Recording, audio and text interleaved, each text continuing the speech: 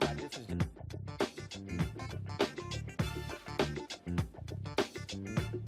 Dolly Simpson.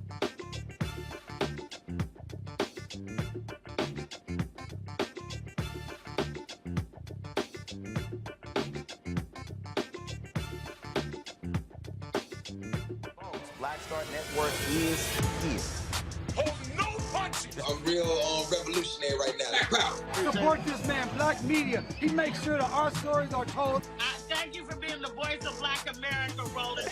I love y'all. All momentum we have now, we have to keep this going. The video looks phenomenal. See, this difference between Black Star Network and Black-owned media and something like CNN. You can't be Black-owned media and be scared. It's time to be smart. Bring your eyeballs home. You dig?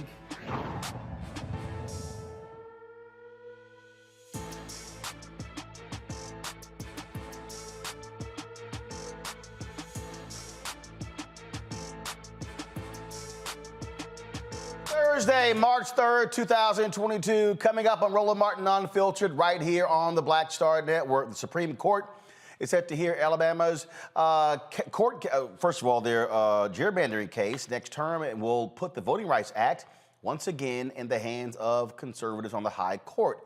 We'll talk with an official with the Brennan Center for Justice about how significant this case is. A Kentucky jury finds the only police officer charged in the raid that killed Breonna Taylor not guilty for endangering people in another apartment. The family of a Texas man killed by police last month says the 9 officers in mostly unmarked cars and wearing plain clothes never identified themselves before they opened fire on Charion Lockett. The family attorney will tell us why they believe the 27-year-old was ambushed. The 12-year-old Philadelphia boy gets shot in the back by police officers. Yeah, plainclothes police officers not wearing body cameras. And 2 Georgia officers plead not guilty for killing a black man who was shot 76 times. And in Mississippi, police knew a 3-month-old was in the car before they unleashed a barrage of bullets to stop a murder suspect. Vice President Kamala Harris made a trip to Durham, North Carolina to highlight the Biden administration's plan to strengthen the economy and raise the quality of life for the working class. We also have a lot more, and we'll talk further about President Joe Biden calling for the fund the police. Is that going to actually bode well for November? It's time to bring the funk on Roland Martin Unfiltered on the Black Star Network. Let's go. He's got it. Whatever the biz, he's on it. Whatever it is, he's got the scoop, the fact, the find. And when it breaks, he's right on time and it's rolling. Best believe he's knowing. Putting it down from sports to news to politics. With entertainment just for kicks, he's rolling. It's on go, roll, y'all. It's Roland Martin, rolling with Roland now. He's funk, he's fresh, he's real, the best, you know he's Roland Martin now.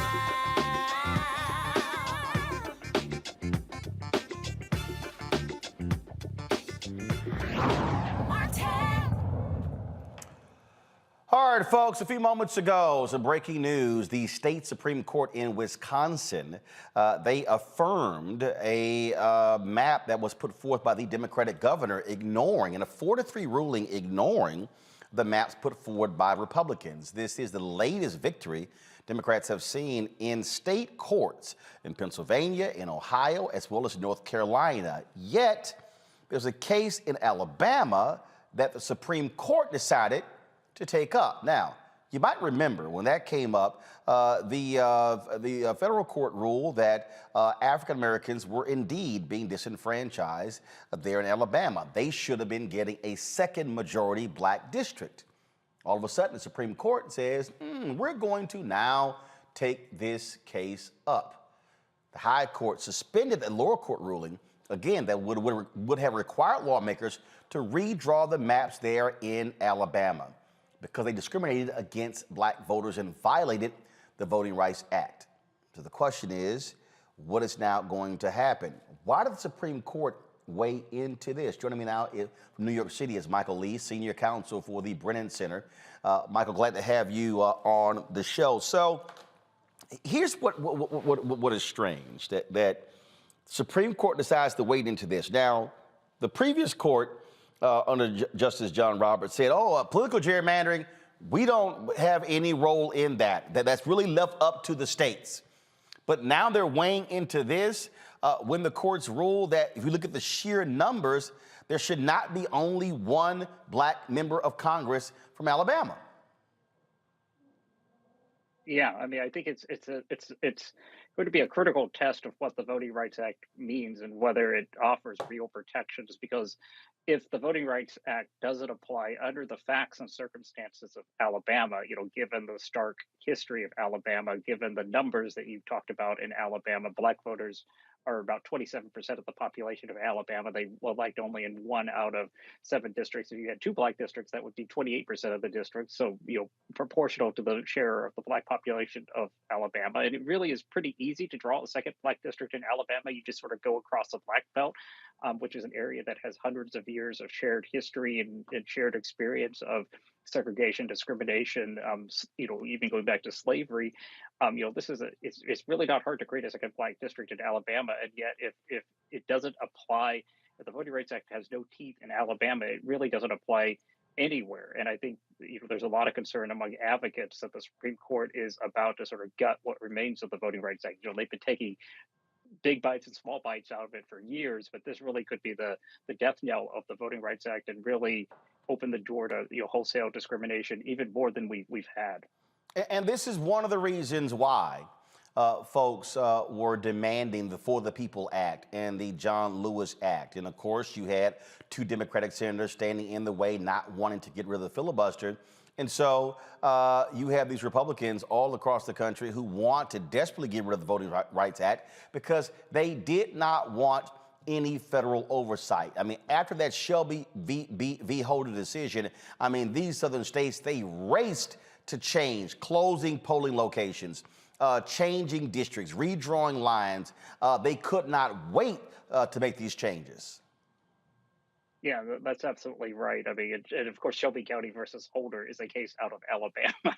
So, Alabama is, itself managing to do a lot of damage to the Voting Rights Act. But, literally how crazy the Alabama case is, it basically argues that you can't draw a second black district if you can't comply with all of the state's quote unquote race neutral rules and draw a second black district, then you can have no liability for a black district, and that just opens a door to states adopting all kinds of crazy rules that are quote unquote race neutral, and then arguing that we couldn't draw a Latino district, we couldn't draw a black district because we couldn't have circular districts, and your race neutral rule requires that districts be circles, and that is how extreme it is. It's really sort of a states' rights version of the Voting Rights Act, where state law trumps federal law, even though, of course, under the Constitution, federal law trumps state law.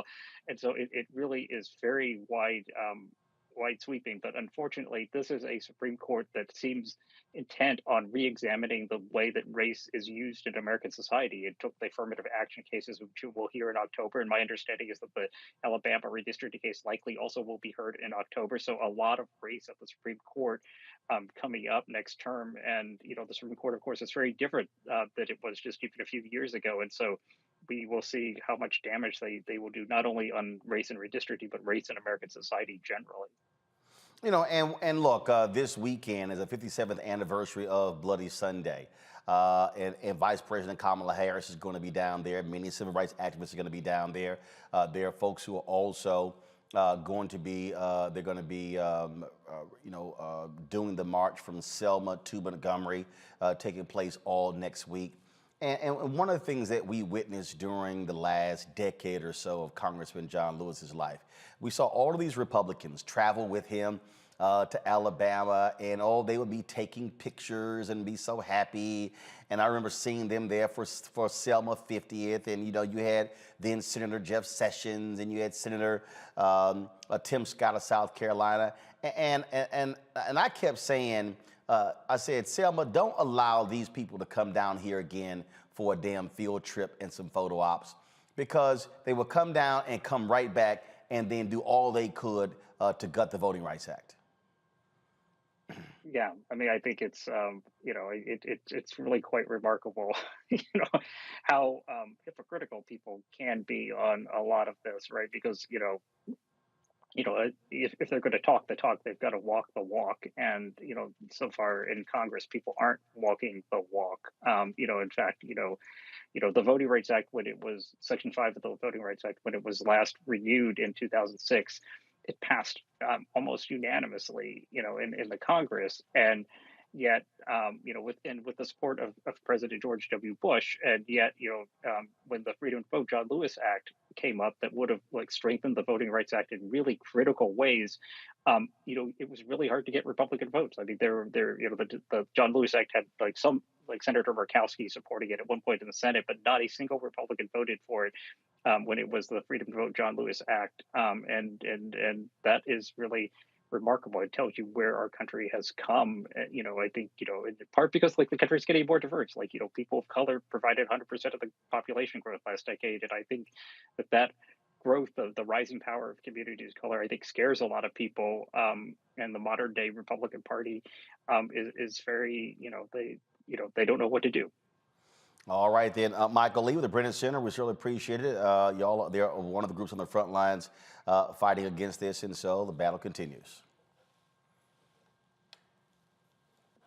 All right, folks, let's go to our panel here. Reese Colbert, founder of Black Women Views, Dr. Greg Carr with the Department of Afro-American Studies at Howard University. Also joining us is Dr. Larry Walker, assistant professor, University of Central Florida. I started off talking about the case out of Wisconsin, where the state Supreme Court has supported the maps of Governor Tony Evers, who is a Democrat, a 4-3 decision. Republicans have a majority of the Wisconsin State Supreme Court, and I'm sure we're going to hear another whiny tweet from Chris Christie. He, of course, is co-chairing the Republicans' efforts on redistricting. He probably is going to be mad, upset at former Attorney General Eric Holder, who's leading the effort on behalf of the Democrats. But what we are seeing here, we are seeing naked partisanship, and we're seeing racist efforts on behalf of white Republicans, Reese, to try to do all they can to thwart the advancement of African Americans when it comes to voting. Absolutely. I mean, the Republicans are fully aware that the only path that they have to continue to be in power is through gerrymandering and voter suppression. And so I applaud the Democrats in every opportunity they have, push the envelope with your ability to gerrymander. It's political gerrymandering, which is not the same thing as racial gerrymandering. Get those seats back, because the only reason why the House isn't completely out of question of staying in Democratic hands is because of lawmakers in New York and California and places like Wisconsin that have very aggressive, and Illinois that have very aggressive maps. And so as long as, they can pass the muster of even Republican tilted state courts, then I think we're going to be in much better shape than we would otherwise be. The thing here, Greg, when we start, when we look at what's happening here, it was very very interesting. You had some Democratic consultants who were saying that, this strategy of Holder and attorney Mark Elias and Black Voters Matter and the NAACP Legal Defense Fund and Brennan Center and the Advancement Project and Lawyers Committee for Civil Rights Under Law, Transforming Justice Coalition, all these folks. You know what? You guys shouldn't do this. You're actually pushing it too far. Yeah, you see what happens when you fight. You see what happens when you play hardball. You see what happens when you don't cower into the corner and hoping for incremental change. They literally have gained victories in states where even Republicans hold the majority on the state Supreme Courts. And so, again, the battle has to be waged. And I think, I just finished reading Will Haygood's book on Thurgood Marshall, on the confirmation hearing, showdown, and reading those cases and reading how Black folks in Texas fought the whites-only primaries and how they challenged them and how African Americans. These are people. These are people in the 1930s raised nearly $200,000 to fund the lawyers to fight these cases and how they attack Jim Crow. Folk today got to have the same sense of urgency, because on the right, they know exactly what they're doing, and they will do whatever they can to gain an upper hand. Yes, sir. They absolutely will. And as you say, the heroes of Texas in the 30s and 40s, Dr. Nixon, Herndon, in Alabama, of course, the famous case around Tuskegee, where you see a medical doctor coming into the fray, a black medical doctor in Tuskegee with the ridiculous, absurd, I forget it was like 64-sided district that they had drawn that literally excluded all the black voters. So Dr. Gamillion jumps in. But the circumstances, I think, have changed since then. And this is what the Democrats don't understand, or perhaps they do and don't care. There's no such thing as a democracy in this country. This isn't partisanship. This is white nationalism. These white nationalists are playing for all the marbles. In the 20s and 30s, when the White Nationalist Party was located in the Democratic apparatus, you at least had a bench that had some respect for the idea of constitutional law as a means to an end. There was regional conflict around white supremacy and white nationalism. The United States was becoming a global power. But after World War II, you see the white nationalist power begins to wane. And it's really after World War II, between 1945 and 20 years later, 1965, just as those countries in Africa and the Caribbean are fighting to get out from under white supremacy, here domestically, people of African descent make their power thrust. And since 1965, the white nationalists have been clawing desperately to get back in the game. And here's where the Democrats are making their fundamental mistake. They think there are rules. There are no stinking rules. So when you say that, you're absolutely right. There, in terms of constitutional law, what the Supreme Court has decided over the last decade or so, that there is no difference between politically justified or politically motivated gerrymander and racial gerrymander. They have destroyed the concept of using race. When they say race neutral, when they say colorblind, what they mean is white. That's code speak for white. So when you exclude all the voters and say we did it because it's political, and the Supreme Court says that's okay, what they've done is say we're going to take race out. And finally, they are angling now. You asked the brother the question, and he ain't really quite answered, because I believe he believes in constitutional democracy as well. And that's kind of unfortunate, because these lawyers don't understand, except the ones who are fighting, that there are no rules. When you asked him if they're going to try to get rid of the Voting Rights Act, and he said, yeah, looks like they're going to. If they do, do you please understand? This is the apartheid case. This is what they've been building for 50 years. When they get the number, they're going to run a Boston. Look at Shaw versus Reno in North Carolina. Look at Georgia versus Avcross in Georgia, where the question on the table was, the court had to decide, is it more important to have black political representation in the form of a black face in a majority black district, or do you spread them out over multiple districts? This is the football they've been kicking back and forth for 30 years. And now that they have the numbers to run the Boston, they just gonna straight create an apartheid government. Damn the Voting Rights Act. You know, the thing that we see here, Larry, as we break all of this down, is that the reason they're playing for keeps here. You take also in Georgia, federal judge ruled that the map that was drawn there has to stay in place because it's too late to change it, because you have primaries in May, which is crazy because it's March 2nd, 60 days. You can actually get it done. But what's interesting is the judge said, yeah, there was likely discrimination against black people. I mean, so you're sitting here going, so let's just go ahead and have an election. Yeah, you're likely discriminating against black people. Let's go ahead and have an election, and that person's gonna be locked in for 2 years, and then, hopefully we can change it the next 2 years. They want to lock this in for the next decade before the next census gets taken place. You know, Roland, Dr. Carr, basically it's all hands on deck. And that's the bottom line. And, you talked about the judge's ruling. And listen, and Dr. Carr talked about this. Democrats have to be super aggressive. And I think, you highlighted what happened in Wisconsin. This is great. But time's ticking. When LBJ signed the Voting Rights Act, the day after, the Republican Party was prepared for what we see today, right? So this is decades in the making, as Reese and Dr. Carr talked about. And we really have to continue to be very aggressive. And I commend Eric Holder and his associates for doing God's work. But if we don't have all hands on deck in terms of the Democratic Party, then we will experience essentially is the new Jim Crow. And we see it in the terms of some of the gerrymandering and some of the voter suppression laws throughout the United States. And if Democrats think playing to centrist, individuals that follow themselves in the middle, then I can tell you right now that we're going to be in big trouble come this November and then in 2 years when we presidential election. But this is the thing here.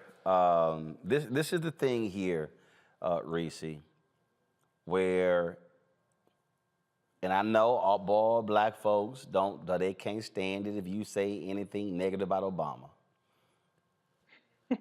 But this right here is on this issue here was one of the greatest screw-ups of President Barack Obama. He didn't give a damn about the Democratic National Committee. They lost more than 1,000 seats on the local and state level during his presidency. And they were not paying attention to this very issue, the battle that was going on. Yeah, they were fighting, Shelby B. Holder in the Supreme Court.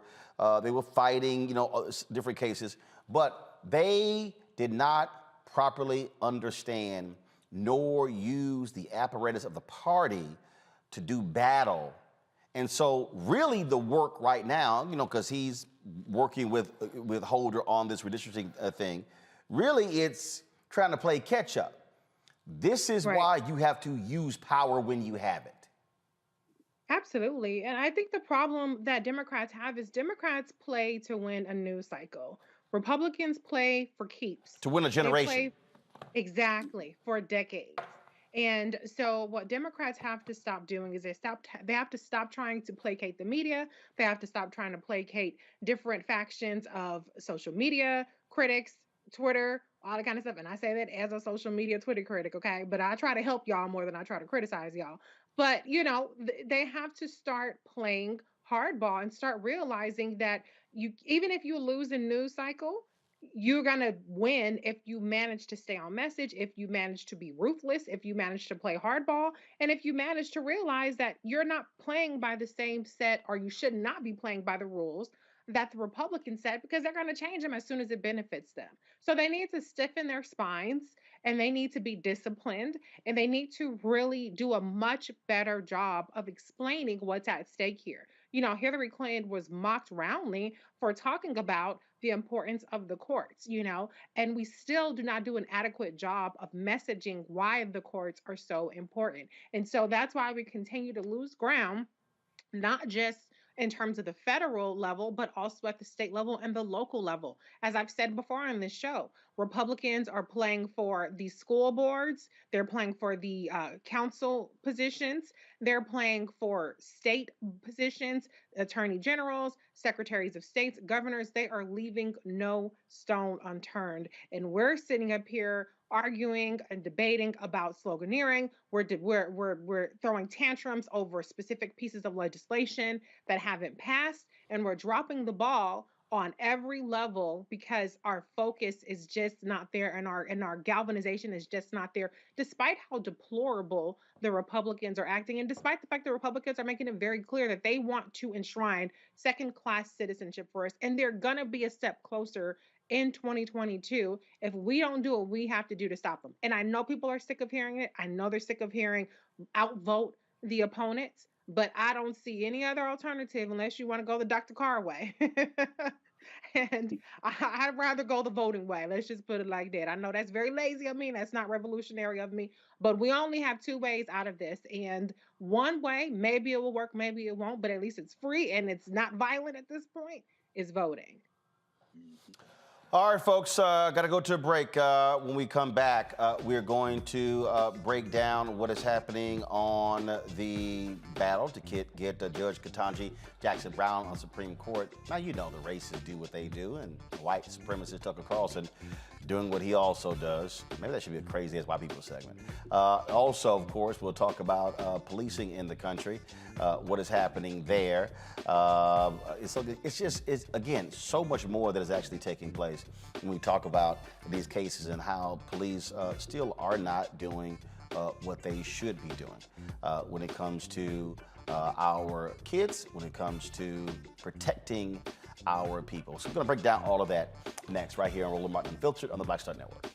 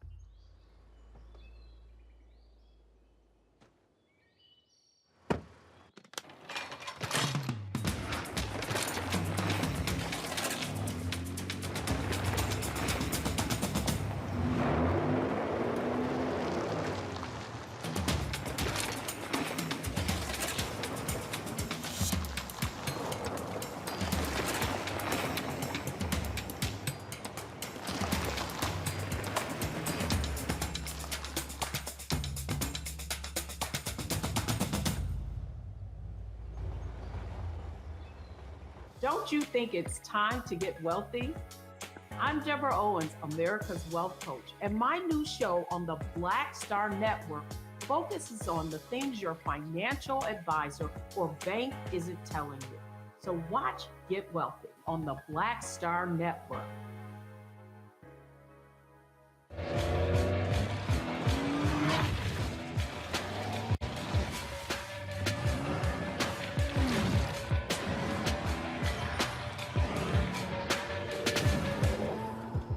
Pull up a chair, take your seat.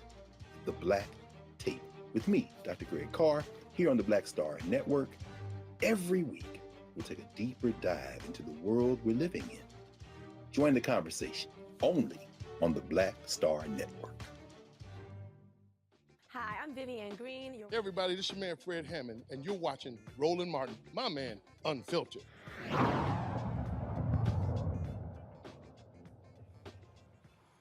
Now, we all know that the leader when it comes to white nationalism in America and leading the issue of white fear is Fox News.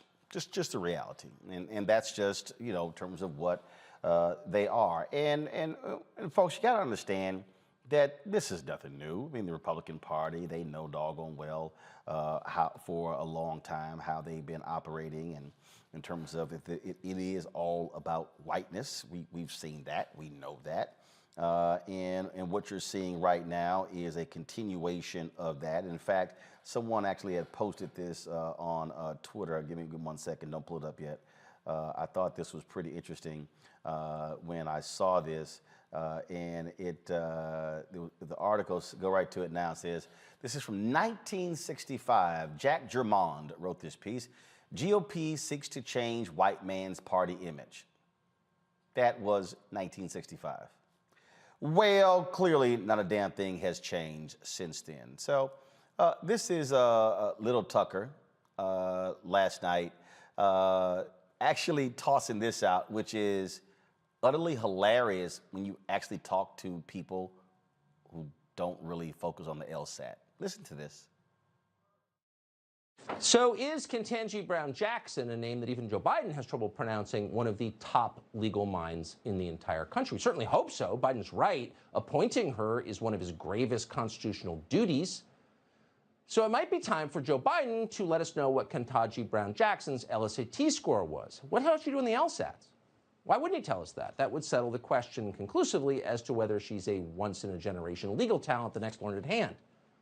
It would seem like Americans in a democracy have a right to know that and much more before giving her a lifetime appointment, but we didn't hear that. See, it's always hilarious when white folks go to the test. First of all, Little Tucker, who says, ooh, release her LSAT, and that's going to settle it in terms of issue of bright legal mind. I think she finished magna cum laude from Harvard. It's a good bet. She's kind of smart. But you know, Greg, here's the other deal.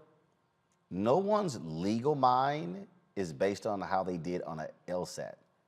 It's kind of what you did after law school. It's kind of what you did in the law firms you work with, when you were a judge, when you were on the sentencing commission. But people need to understand, and we get it, this is what black people have to deal with when you have mediocre white men like Tucker Carlson who love to want to challenge black people in this way.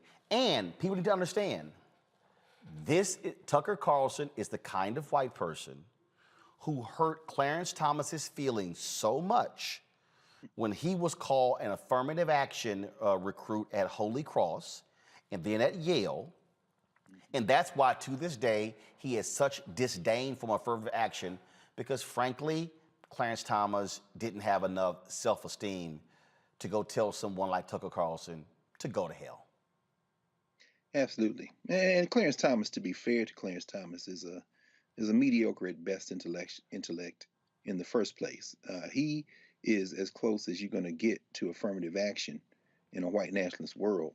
He was absolutely an affirmative action hire when he was put on the Supreme Court. And in the moment when those white men were deciding to throw Anita Faye Hill and the other sisters under the bus, when he felt just a little pressure, he sat there and said, this is a high-tech lynching. So he hid behind race. So Clarence Thomas, of course, who is so beneath contempt that he's almost not worth mentioning, certainly is an example of affirmative action on the white nationalist side. And Lil Tuck, who I wonder if this obsession with black women, whether it be Michelle Obama, Vice President Harris, Kamala Harris, whether it be Ilhan Omar, I mean, I wonder if it's from the same place that many times we see white male obsession with black women it comes from, which is a secret desire. But that notwithstanding, you first, Lil Tuck, you first. Oh, wait, you didn't go to law school, so you never took the LSAT. Okay, well, what about your SAT scores? Wait, how exactly did you get into Trinity College? Oh, yeah, you told Columbia Columbia Journalism Review that you spent most of your time in undergrad drunk.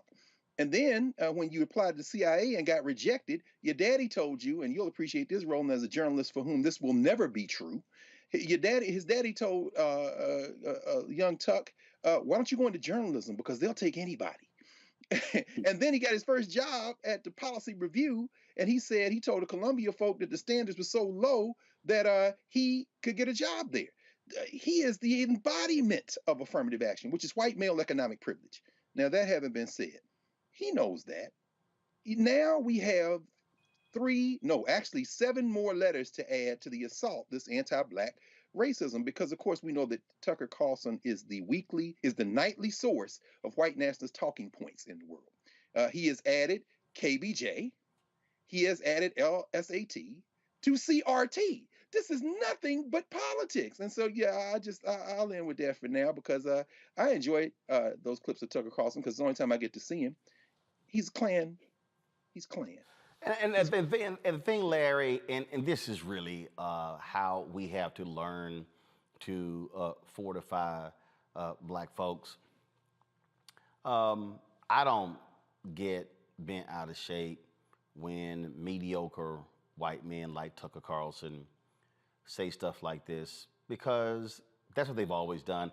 And see, they think that, ooh, if I call the black person an affirmative action hire, again, they think we're all like Clarence Thomas. They think we have low self-esteem. Man, white boys tried that at Texas A&M, and this is exactly how I responded.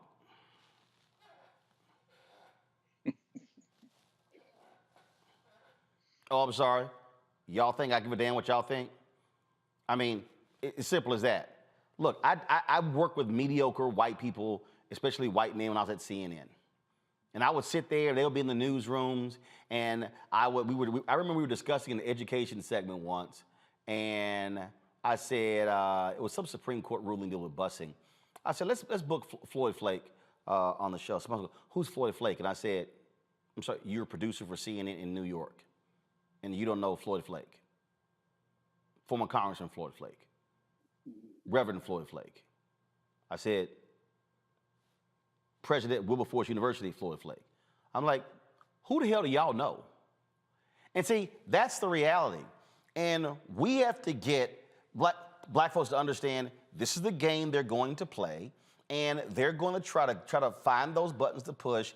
And then which is, and let me be real clear, which is why, yes, it pisses me off that Biden had to step out there and talk about how the Fraternal Order of Police is backing Brown. See, again, and again, I didn't feel as if she needed to say, even in her own speech, that, oh, I have an uncle who got caught up in the drug trade and is in life in prison. Oh, but I also have family members who are in law enforcement. I'm not explaining shit to these people.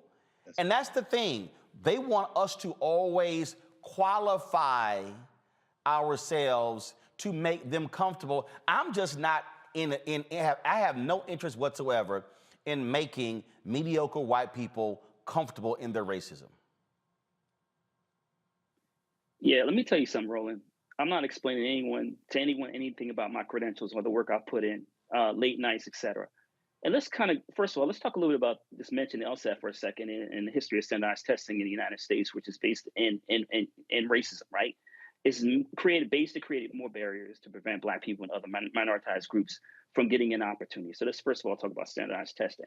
Second of all, this idea that George Jackson is not qualified and asking about LSAT is like if Patrick Mahomes, who obviously won a Super Bowl, et cetera, you ask him about his high school stats, right? It doesn't make any sense. But once again, Black women in particular have to deal with these racial stereotypes. And if we're going to talk about, once again, this idea about asking about somebody's academic credentials, President Obama heard the same thing about, what his grades look like in the undergrad and law school, right? So once again, these are echoes of things that we've dealt with for the last several years. And you're right, Black folks shouldn't have to explain to individuals about their credentials. George Jackson's credentials speak for themselves. She's highly qualified. We know that. And it's the same game that we played for decades in this country. And listen, I believe she's going to get confirmed. She should be confirmed. She's highly qualified. And when I looked at other members of the Supreme Court, her qualifications far exceed many of them. So this idea, once again, we're going to play this game with a lot of these racial tropes about Black people, particularly Black women. As the Black community, we're not going to have it. We're going to support her nomination, and I look forward to her confirmation. See, the thing, Reese, and I saw an essay the other day on this, and I actually agreed with it. And I want Black people listening to me to really listen. And that is, when we talk about we have to be twice as good, we all heard that. But the thing that I want us to be real careful about, and that is this notion that we have to present this above average excellence and we have to show folks that we are so exceptional. And what it ends up happening is, and again, I need people listening to really and watching to understand what I'm talking about. What it ends up happening is that we overcompensate to make them comfortable with who we are. I remember reading a story, it was an Associated Press story, and these Black men were talking about how they had to change how they talked and how they operated in the workplace. One of them talked about how when they would always keep a copy of the Wall Street Journal with them when hailing a cab. And they would hold up the Wall Street Journal And so if the white people who were around them saw them holding up the Wall Street Journal, those white people would then go, oh, he's not one of them. And Peter Bino, Peter's like a $2,000 an hour attorney, used to be a minority owner of the Denver Nuggets basketball team. Peter told me this great story. He was on the plane, he was sitting in first class, and Peter's like 5'4", maybe. And Peter tells me this story. He was playing golf. Excuse me, I'm sorry. Peter and I have played golf together. He's on the plane, and so white guy goes, well, you're not tall enough to play basketball. You're not big enough to play football, so what do you do to sit in first class? And Peter, without missing a beat, says, I'm the biggest drug dealer in Chicago. And then crossed his legs and opened his newspaper. That's right, Peter. I mean, that's, and for a lot of us, we walk around with this, you know, I've got to prove to them. I ain't proving shit to them. I'm not going through all that. You know, first of all, I would be embarrassed to admit that goofy shit about the Wall Street Journal. Like, just keep that to yourself next time, okay? Or do it anonymously. But here's the thing. We don't have to perform our worth for white people. We have power in our presence. The fact that we're there already got them shook. The notion of us being there even before one of us is named for that position is enough to get them shook. So why should I perform my worth for you? Who the fuck are you? Tucker Carlson. Why the hell does Ketanji Brown Jackson have to answer to you? Who the fuck are you? She doesn't have to release her scores. I could run down the difference in her education versus his, but I'm not even going to perpetuate elitist talking points, because at the end of the day, the value doesn't come in these specific degrees and the magna cum laude and cum laudes and all that kind of stuff. You know, it helps. You have to have that if you want to ascend to the position that she's ascended to, but we're not going to even engage on that level. The fact of the matter is she's there. And that's why you're mad. It don't matter what she has on her resume or what you believe she doesn't have or what you think is hiding somewhere in the background. She's there. And that's why you're mad. And the only energy we need to have is stay mad bitches energy. Okay? And happy Women's History Month. We just came off of Black History Month, and she about to own Women's History Month. And all you white supremacists out there that got your knickers in a bunch, you're going to have to keep it that way. Because we're not answering to you. We're not doing this qualifications dance. We're not doing this credentials dance. We're not doing this worth dance. If you don't feel comfortable, you're going to have to just sit with that.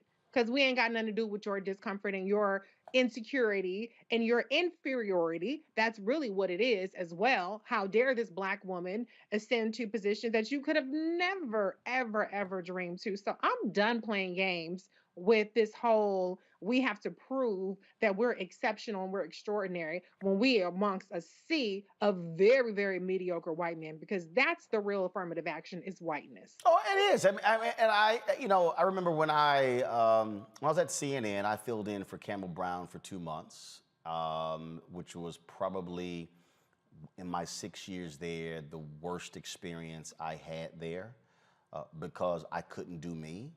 I knew how important the opportunity was, and I never got to do me.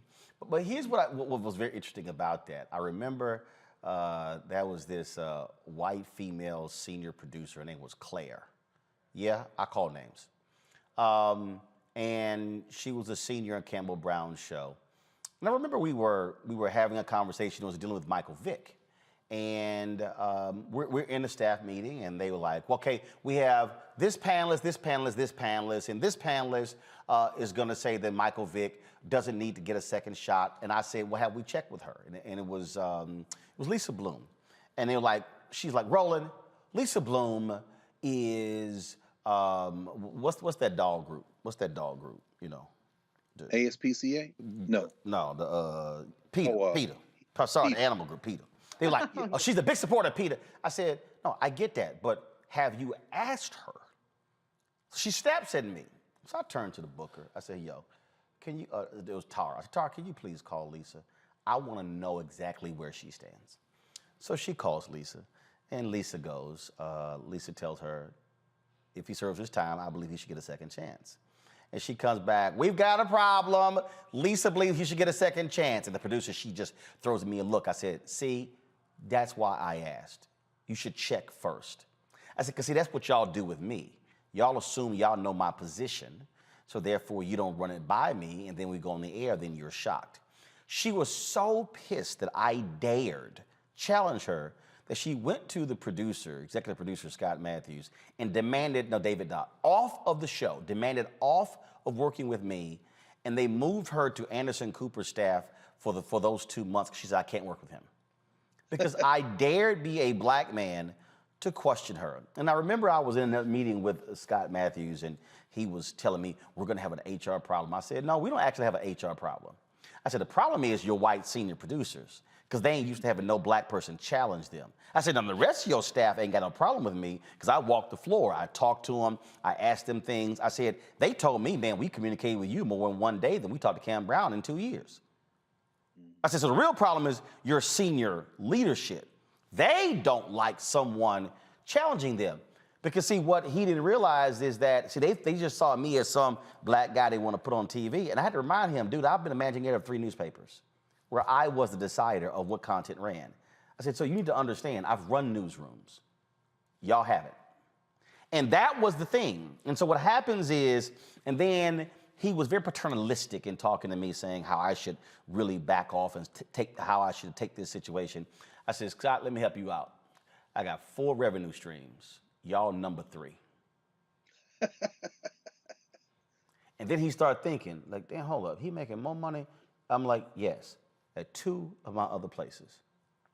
I said, so let's just be real clear.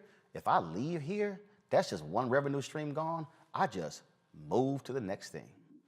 And that was really the fundamental problem that white executives had with me at CNN. It's because I did not bow down to them and would not allow them to talk to me like I was crazy. And what we have to do is we have to get black folks who are in these corporate offices, who are in these places, yes, who are in politics, who may be in the law, that we are no longer going to sit here and do a happy dance in front of you and we get, oh, let's just strip out all of our blackness just to make you comfortable and, oh my God, they're just like us. See, that's that guess who's coming to dinner stuff. I'm not criticizing Sidney Poitier, it's the state of mind, and that has been problematic for a lot of black people, and that has to end. And we've got to be training our children. You do not have to do a tap dance. You do not have to be Mr. Bojangles. You do not have to sit here and play these games that they have forced black people to play since 1619. It is not going to continue to happen, even when it comes to being on the Supreme Court. But Ron, let me just say this though, and what you said earlier about how Judge Brown Jackson mentioned her uncle and then went immediately to law enforcement.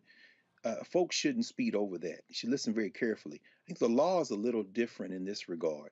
I think the age of the heroic intellectual on the bench is over. It's deep mediocrity from here on in, as far as I can see, when it comes to the federal bench in general, and when it comes to the black people on the federal bench in particular. And let me see what I mean by that. Prior to the end of Jim Crow, the warrior lawyers, whether it be Constance Baker Motley, whether it be Charles Hamilton Houston, everything, we were at a war, just like Dr. Walker said. I mean, we were in a fight for our existence. So the best and the brightest came out. There's a reason they call Howard University the West Point of the civil rights movement, because they trained those lawyers to kill Jim Crow. When you look at a Pauli Murray couldn't get on the Supreme Court today. She was far too brilliant and opinionated. Now, Ruth Bader Ginsburg could get on using Pauli Murray's work. When you look at Title VII and look at some of that work around gender, that's Pauli Murray's work. But let me fast forward. When we hear Judge Ketanji Brown Jackson, and Ruth Bader Ginsburg was highly criticized because she virtually had no black clerks. Well, and this is where I'm going with Go right ahead. This is exactly where I'm going, brother. No. This is why we got to pay very close attention. Remember, Ketanji Brown Jackson was on the short list when Barack Obama handed the election to the white nationalists by nominating Merrick Garland. If he had nominated her then, we probably wouldn't have been talking about Donald Trump, because black women would have come out in even higher numbers. I think that would have happened. But here's the point.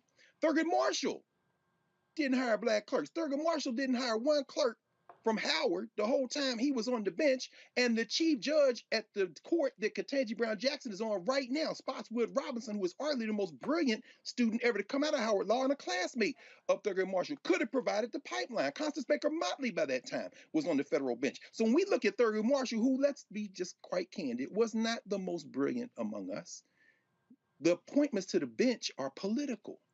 As you just finished reading Will Hagen's book, they had to move Clark off the bench to give Thurgood Marshall a shot to get on the bench. Fast forward to Ketanji Brown Jackson. She's clearly qualified. She's more qualified than damn near anybody on the court right now. And she went from a public high school to the Ivy League and came out twice. But when you look at Judge Childs, who was being pushed by Jim Clyburn, this is a working class sister as well, but she went to public schools. And this is a problem. You got a double Howard alum, top of the thing, law journal, all the top academic accolades, still got to play this game, because who you pick to be on the bench is going to be decided by politics. And when you said that, she brought up her uncle. This is a brilliant wordsmith. She said that trying to get ahead of the white nationalists is going to try to use her uncle who died years ago against her. And when she used the conjunction, but like you, I cringed. You didn't have to do that. Why did you do that? You did that because you can never be good enough. And when you get in that legal game, trust me, those students who's showing up at law school, they're being trained to use how Ketanji Brown Jackson has advanced as the model. Don't say nothing to nobody. Move this way, make this move, and put yourself in a position where they can't disqualify you. I don't. In fact, I even think Sotomayor kind of snuck through. I think Sotomayor snuck through because she might be the last vestige of somebody who came out of the working class. And look at how Sotomayor uses her position to make not only statements as a judge, but as a social figure. I think Justice Sotomayor, we'll see, but I wouldn't be surprised if 10 years from now we were still looking at Sotomayor as close as it gets to a social justice presence on the Supreme Court, even with Justice Brown Jackson. And I wasn't intended to go deep down this path. But again, as you begin to peel layers back, it is important for people to understand. When we talk about, again, Thurgood Marshall, brilliant lawyer, absolutely brilliant lawyer, change agent, alpha brother to three of us sitting here. Yeah. But this is also something that is important. Again, the fact that he couldn't pick one Howard Law student to be a clerk. Come on, brother. Now I need people to listen. This is the exact same thing we talk about in every single field. What happens, Reese, Larry, and Greg, and people listen to me carefully, is that what happens is when we step into power positions. Folks, listen to me very carefully. When we step into power positions, we then essentially do this. We got to take this off. We got to remove this. And so what then happens is we then begin to take on heirs of them, which then we start challenging even more our own who walk into the door, and we hold them to a higher standard than we do others, because we say, you're not going to embarrass me, so therefore you have to be a super Negro. Which is why, if you look at all the black CEOs that we've had, only one replaced himself with a black CEO, and that was Roger Ferguson. the sister who is now the CEO of the financial company. Think about that. When you look at all these black CEOs we've had, what was their pipeline? Is it similar to NFL head coaches? Oh, I remember, and recently we've talked about it. I mean, I remember when people, oh my God, Roland, you're gonna put that foul-mouthed woman Reese on a panel? when Larry emailed me, he wanted a shot on the panel. I was like, all right, give him a shot. See, why am I saying that? It's because when we get in a position, we should not be thinking like them. We should be saying, how can I not hold the door open, but take that son of a bitch off the hinges and rush folks in? Because I don't know how long I'm gonna be here. I don't know how long I'm gonna have this power. What I'm damn sure gonna do is flood the zone while I'm here. And that requires us, Reese, to learn to stop playing games and not take this off. But literally, if you need to put on that suit, wear this underneath your damn suit. Yeah, I mean, our presence, I said, is powerful, but sometimes we get content thinking that our presence alone is enough to represent change. It's enough to represent progress, and we don't do enough to open up the doors, or we just shuffle the same people that are already put on into these spaces. Because that's a lot of it too. A lot of times black folks, they want to see you there before they like, oh, okay. So you already, you on the inside. All right. So you cool. You got somebody else's cosign instead of bringing new people along. That's why when I hosted your show, Roland, thank you for letting me host it. Or when I host Clay Kane's show, I always make sure, okay, I'm passing the mic to other black women that are not part of the Black Women Cool Kids Club that you see on MSNBC and CNN and that they shuffle around on podcasts, stuff like that. I want to introduce people to new black women and new black men. And, I don't have the mic that long, but when I do have it, I make it that a priority. And, one other thing I want to discuss too is when it comes to black politicians, one of the biggest things that I try to communicate is let people fail. We don't let black people fail. We say that black failure means no other black person can ever come after you. It means that let's shut the door on black people if they don't perform at the level or if they don't win. You have to sign a blood oath to guarantee a black person is going to deliver you record, profit or record winning, record votes, record fundraising, and this, that, and the other, just to keep that pipeline going. No, we have to normalize giving black people the same leverage and the same grace and the same space to fail. White folks fail up all the time. We don't get the luxury of failing up, but at least failing and let somebody else come behind and fail too. So it shouldn't always be about black excellence. Sometimes it needs to be about black failure being okay. And it's not a failure of the race. It's not even a failure of that individual. It's a failure of that circumstance. But let's create the next circumstance through keeping that pipeline open so that black people can come through and thrive like we are perfectly capable of doing. Because if you want to talk about failure, Larry, Tucker ass, cancel at CNN, cancel at MSNBC, cancel at PBS. I mean, his ass been canceled. He got more shots than anybody black ever got. That's right. And then of course slides into Bill O'Reilly's seat, doing the same thing that Bill did. See, this is but again, what we have to do is resist this temptation that we have to completely alter who we are to make them comfortable. And unfortunately, that's what too many of us have had to do. Final comment before I go to break. Larry, go ahead. No, so I was going to say, Roland, that, I'm thinking about the book, The Spook That Sat by the Door. I know Dr. Carr, Brother Carr knows that book well, right? So we need to take the information, gather information, and take it back to the community, right? You talk about creating a pipeline. The other thing is you talk about, Tucker and, his failure at CNN, I think Crossfire and some of the other opportunities he's had.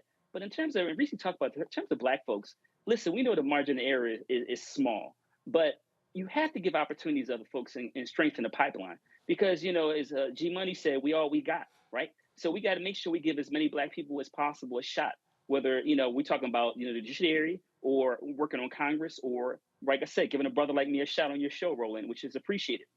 But we got to make sure that we understand that we have each other's back. And if we don't make sure we strengthen the pipeline and provide more Black people with opportunities, that we're going to be in the same situation that we're, in terms of some of the challenges, in terms of lack of Black folks and journalism and law, et cetera, 10 years from now than we are now. And I got to tell you, I'm tired of that. So I think it's important, like I said, for the folks who are watching this, obviously people on the panel already know what time it is. But for Black folks who are watching this, it's important to make sure, like I said, you strengthen that pipeline, you give other Black folks a shot, and let them shine. Absolutely. All right, folks, got to go to a break. We come back. We're going to talk about a case out of Houston where the family and the attorney say that this brother was ambushed by the cops. What's going on? We'll break that thing down. Folks, if you want to follow what we do, please download the Black Star Network app. We've already surpassed 30,000 downloads. Our goal is now to get to 50,000 downloads. And so please, we want to get there as fast as possible. Our goal by the end of 2022 is to be at 100,000 downloads. Please, on every available platform, Apple phone, Android TV, Apple TV, Roku, Amazon Fire Stick, Xbox One, Samsung Smart TV. Also, the dollars that you contribute make this show possible. Our goal is to have 20,000 of our fans contribute an average of $50 each year.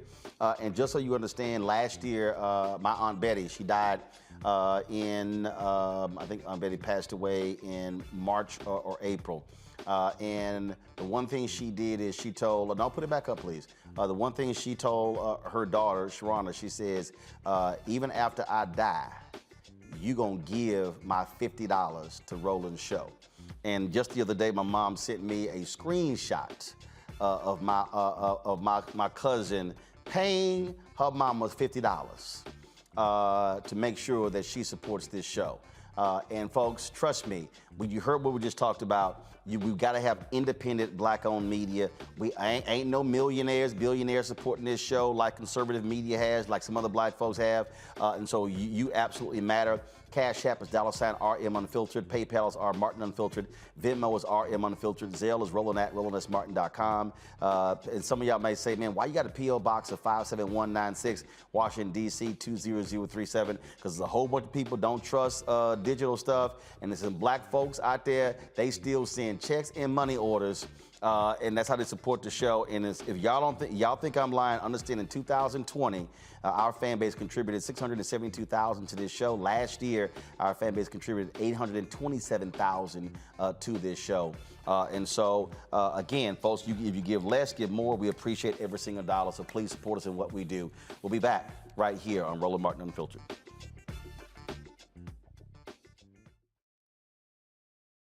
You read about it in history.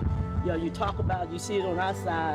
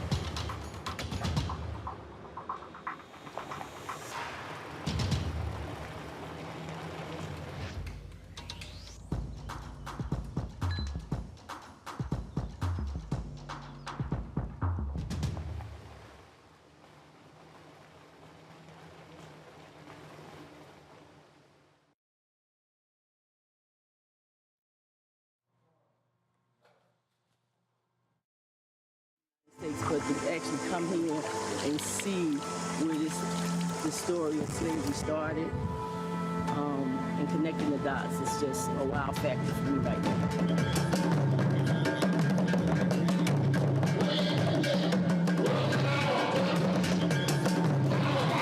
It's going to be dark inside. You might not see too much, but you're going to feel everything. Just imagine to see prisons in the yard in the United States. A lot of us get to be a real what is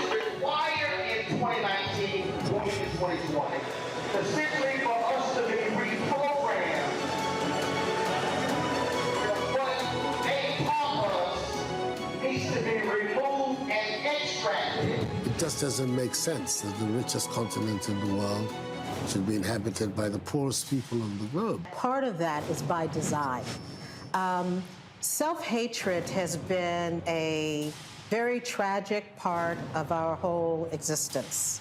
And I'm not blaming anybody for it, but if you look at most characterizations of being of African descent in the world, it's with these kind of tags. Always say, you're gonna do a lot of shopping. They go, oh, I don't think so. And then they come, so they brought limited reserves, and then they spend all the time running to the ATM because they see all these clothes they want and fabric they want. It's overwhelming. I've been here for 8 years, and I'm still taking pictures out of my car because it's a feast for the eyes on any given day. The kind of opportunities you have in Africa, you don't have those in America. The kind of money that you can make in Africa, very few of you would have that opportunity to do that in America.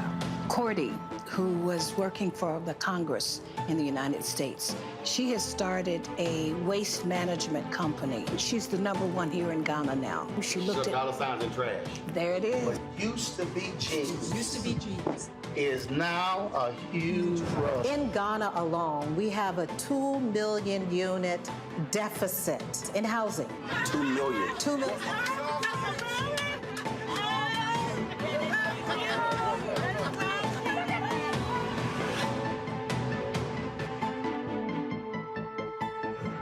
Seven of the 10 fastest growing economies right now are African nations.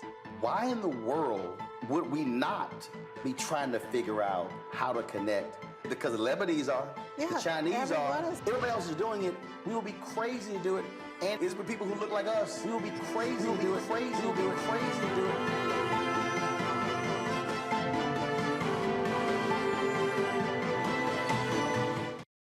Folks, I'm excited. Tomorrow night, we are going to launch our 10-part docuseries on 1619-2019, the year of return. Right here, we'll do it tomorrow at 7:30 p.m. Right here on Roland Martin Unfiltered. Trust me, you do not want to miss it. I've already looked at the first 3 parts. They are phenomenal, and so it's going to be exciting for you to watch. We went to New York. We dropped off the hard drive to our editor who's working on our Liberia packages, and so next week we're going to have the interview with Liberian President George Weah.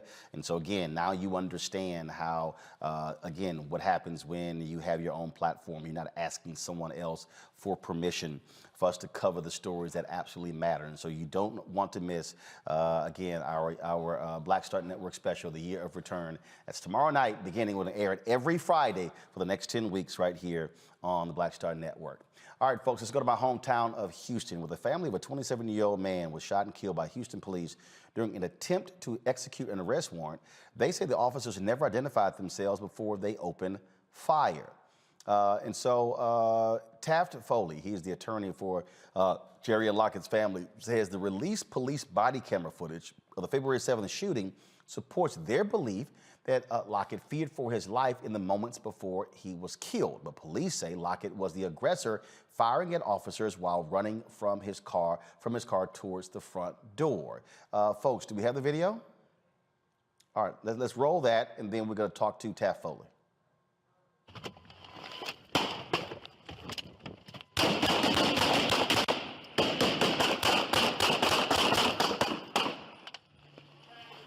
He's down. He's down. Partner, you good?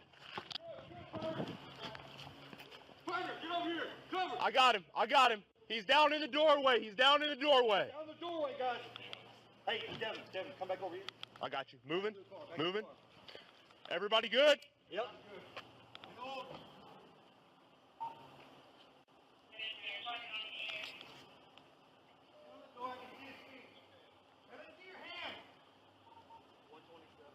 I'm gonna move the bike. I'm moving the bike. Yeah. Yep. Who did he shoot at? He shot at us in the Lincoln. He joins us right now from Houston. So Taft, so set this up for us. What happened here? Why were they pursuing Mr. Lockett? Okay. Well, first off, thank you very much for inviting me on your show. I'm a big fan of you and of the show.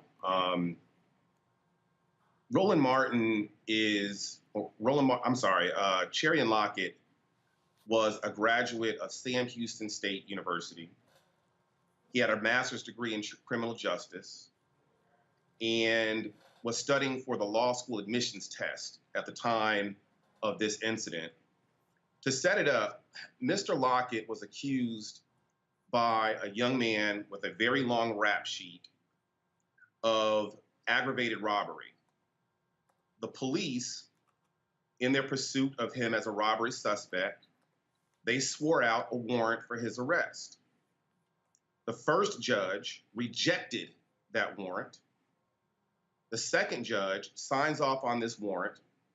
Mr. Lockett gets a phone call at 9:30 in the morning. He explains that he has no idea what these charges are about, that he would like to speak to a lawyer, and that he had planned to turn himself in.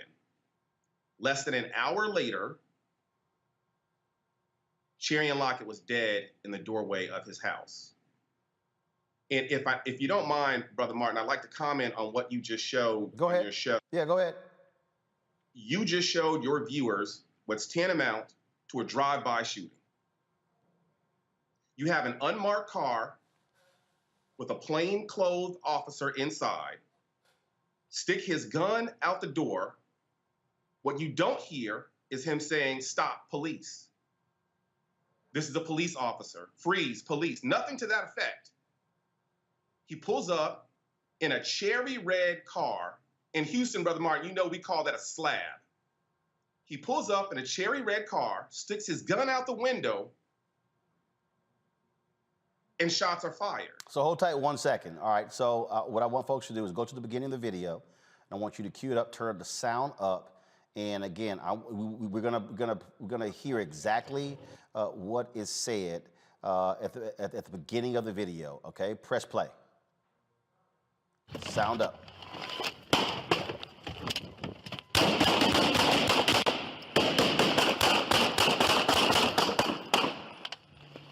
He's down, he's down, he's down. Partner, you good? Stop. So that's the beginning of the video. Guys, roll it back, roll it back. I need people watching this to understand here. Okay, I want you to now go to freeze the video, just cut to the video, don't play it. You see right here, folks, the door is closed. Door is closed, window is up, gun is drawn. So obviously, to Taft's point, nothing has been stated. There's no speaker or anything like that they can speak over. Now press play.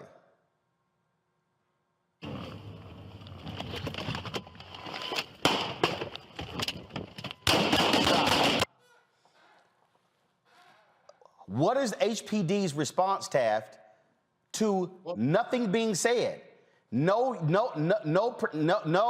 stop, police, nothing. And to your point, it's an unmarked car. You don't know who the hell this is. Absolutely, that's a very good point, Brother Martin. And the answer is HPD is silent on that issue. What they did do was they put out a Hollywood edited video and sent it to the general public and expected the general public to accept their version of what happened as the truth. Their problem is that nowhere on the video does it show our client firing at the police upon arrival at the scene. Nowhere on the video does it show that officer identifying himself as a police officer before he sticks his gun out that window. So this officer, this video we're seeing right here, was that the only officer who fired shots? No, there were several officers who fired shots. This video is the first officer who arrived at the scene. After this officer fires his shot, other officers fired their gun, and Mr. Lockett was shot and killed. He was hit several times by police gunfire. Their narrative in the beginning was that our client walked up to a police car with his gun drawn, shooting at the police, which doesn't make any sense. I want to remind you that this kid had a bachelor's degree, a master's degree in criminal justice, and was studying for the bar exam. First, did he have a gun? Yes, he did, and let me talk about that. He did have a firearm, And as you know, as a resident of Texas, in Texas, you can have a lawful license to carry a firearm. And well, actually, didn't they just also change the law? You don't have to have a permit. You don't even need a permit to own a license, to have a firearm. And to add insult to injury, this brother was sitting in the driveway of his own home. The average citizen in America who had a license or a permit who's sitting in the driveway of their own house. They look up, they see a red car pull up on them and a gun being drawn on them. So hold up, so hold up. He's sitting, what, driver's side or passenger side in his driveway? He's sitting in the passenger side of the car in his driveway. So what, did he just return from somewhere or was about to go somewhere? Do you know? Well, according to the mother, he sits in his car from time to time. Okay. He was studying for the LSAT, and every now and then he would sit in his car, meditate a little bit, read a little bit. I get it. I mean, look, when I get home, I can finish a phone call. I might be sitting in my car 15 minutes, sending text messages. So he's sitting on the passenger side. He has a gun, which you can't have in Texas. All of a sudden, red car pulls up. We've seen it. Nobody says a word. Next thing you know, shots fired. Obviously, he's reacting. Now, guys, if y'all have queued up the other body footage, I want to play this because I'm just trying to see what angles do we have. Roll this one, then we come back to Taft. Oh, shit, stop.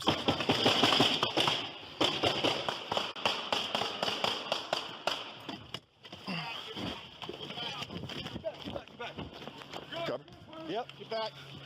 He's down by the front door. Down by the front. Yes, freeze the video. Okay, Taft, how many cops were on the scene? I think the last count is that there were 7 police officers on the scene of this attempt to secure the arrest of our client. Another thing compelling about Hold on. A client who they talked to who said, I will turn myself in. Absolutely. And a client who has no criminal record at all whatsoever. This young man hadn't been arrested for stealing a pack of gum at a Walmart. Nothing at all whatsoever. And to add insult to injury, Brother Roland, they never attempted to interview him before procuring this warrant.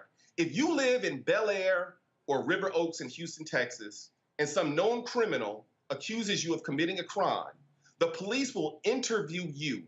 They will sit you down, talk to you, and determine whether or not you committed this before trying to secure a warrant. Wait. So he's accused of theft with a weapon? Yes, he was accused of aggravated robbery. Okay, so he's accused of aggravated robbery.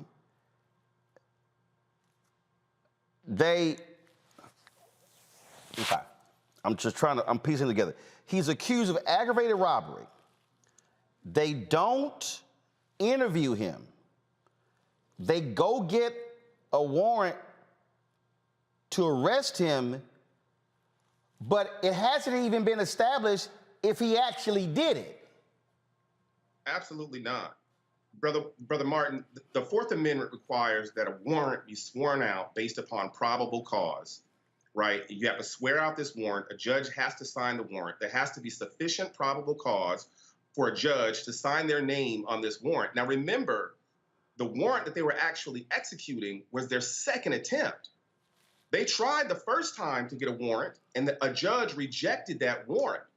If you look at the 2 affidavits that the police used to swear out the warrant, they contain conflicting information.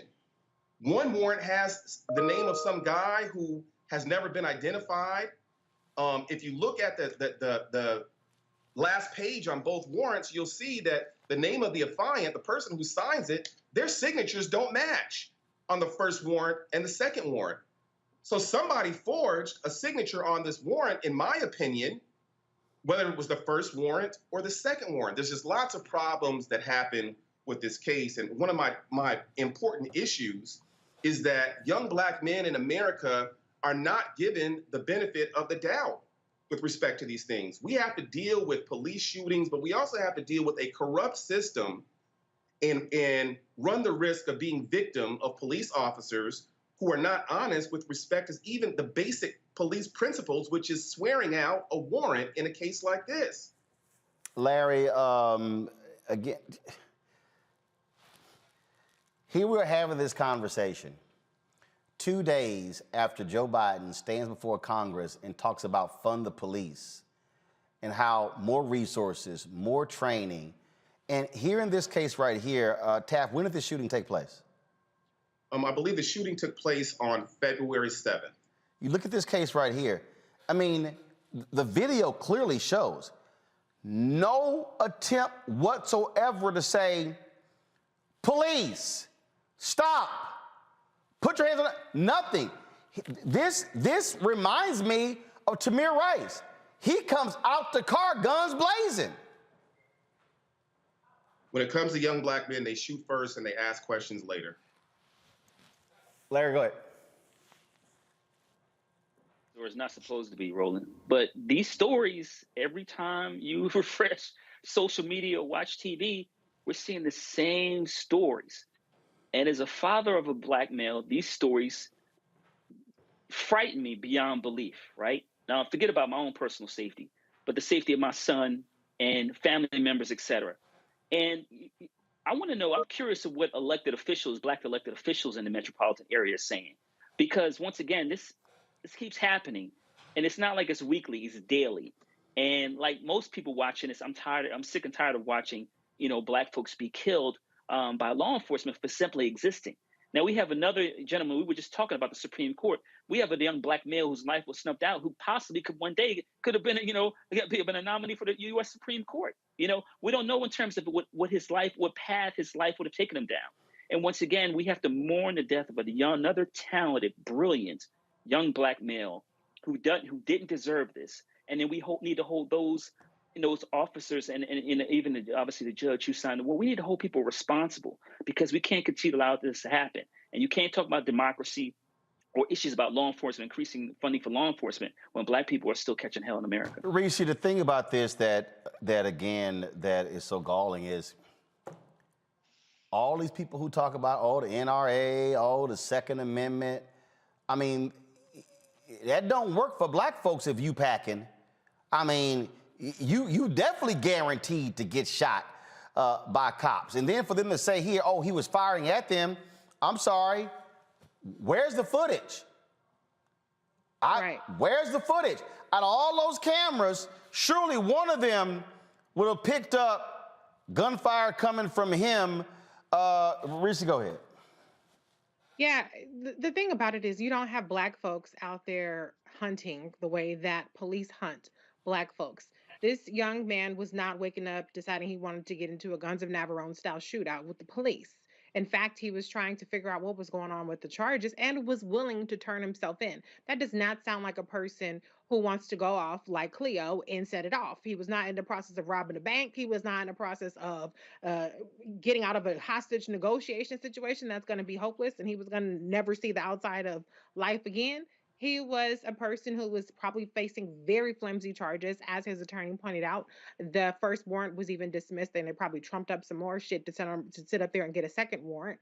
But this was not a life or death court case or charge that he was facing. So there's no logical reason why he would decide to engage in a shootout, but for believing that his life is in danger. And I'm telling you, if you roll up to my house in a cherry red car with your gun out, if I am strapped, and I ain't gonna say whether I am or not, I'm not gonna incriminate myself on TV, but if I were strapped, then we would be in a situation, because that looks suspicious in and of itself. So unfortunately, this young man, his life is lost, but we really have to figure out, why these cases involve, and we just talked last week on your show, Roland, with another case, Mr. Moreno, where 20 cops show up to execute a warrant. What is the situation? Y'all don't have nothing else better to do than show up with 5 police cars, unmarked cars, 20 cops, guns blazing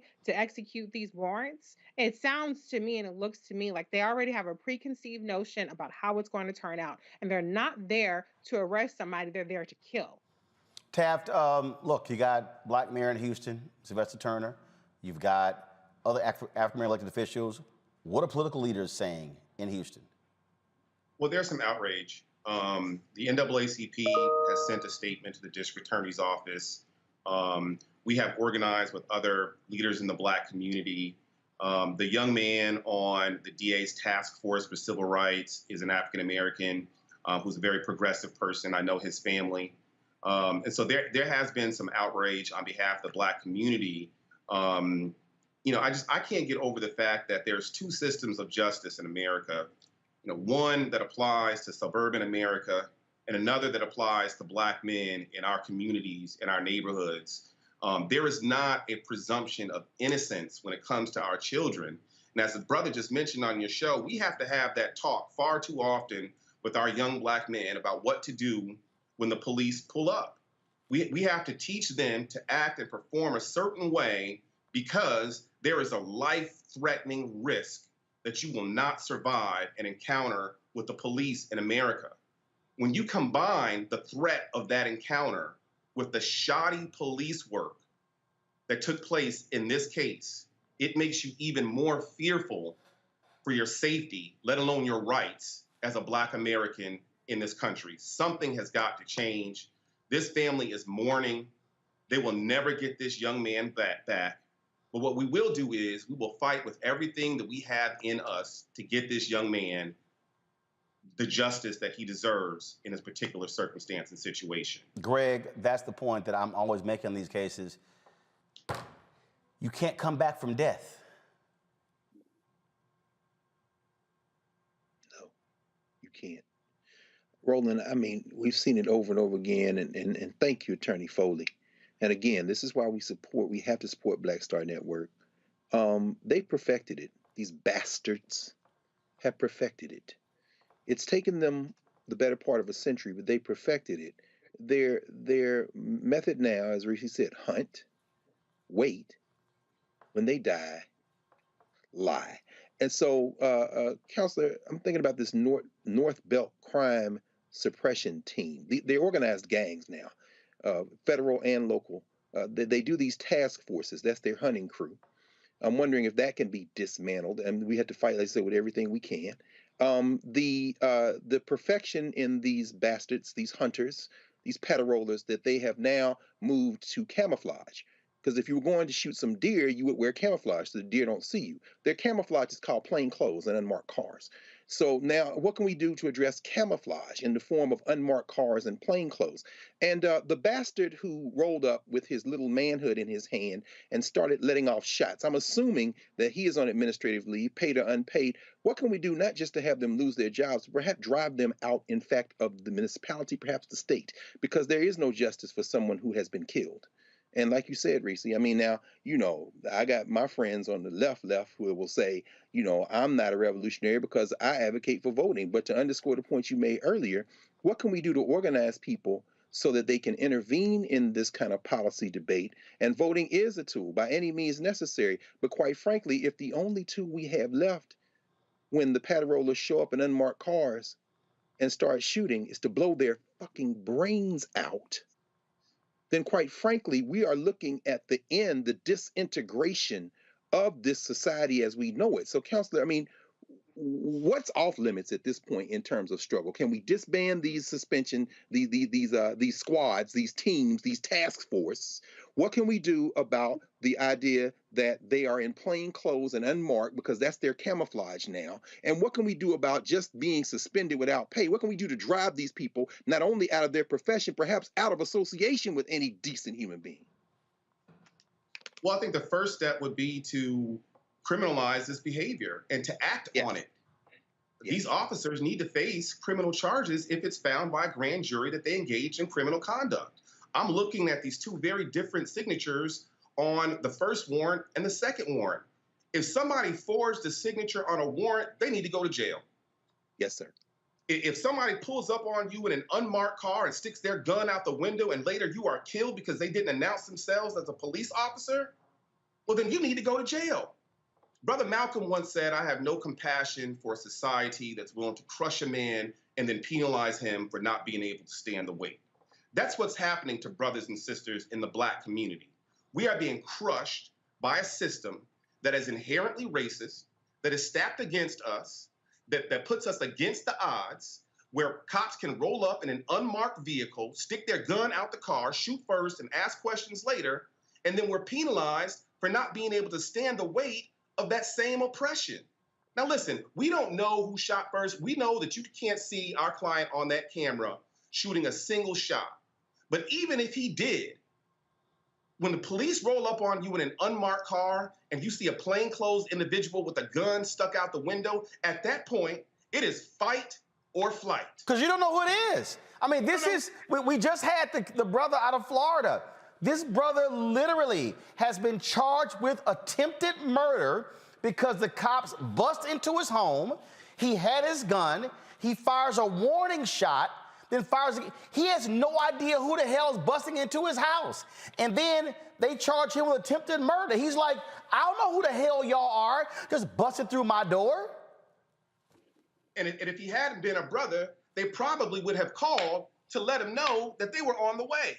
They might have sat him down if he was Caucasian and invited him some milk and cookies over an interview to find out whether or not he was guilty of the crime. In this case, Charion Lockett didn't even get the benefit of that. They never called him.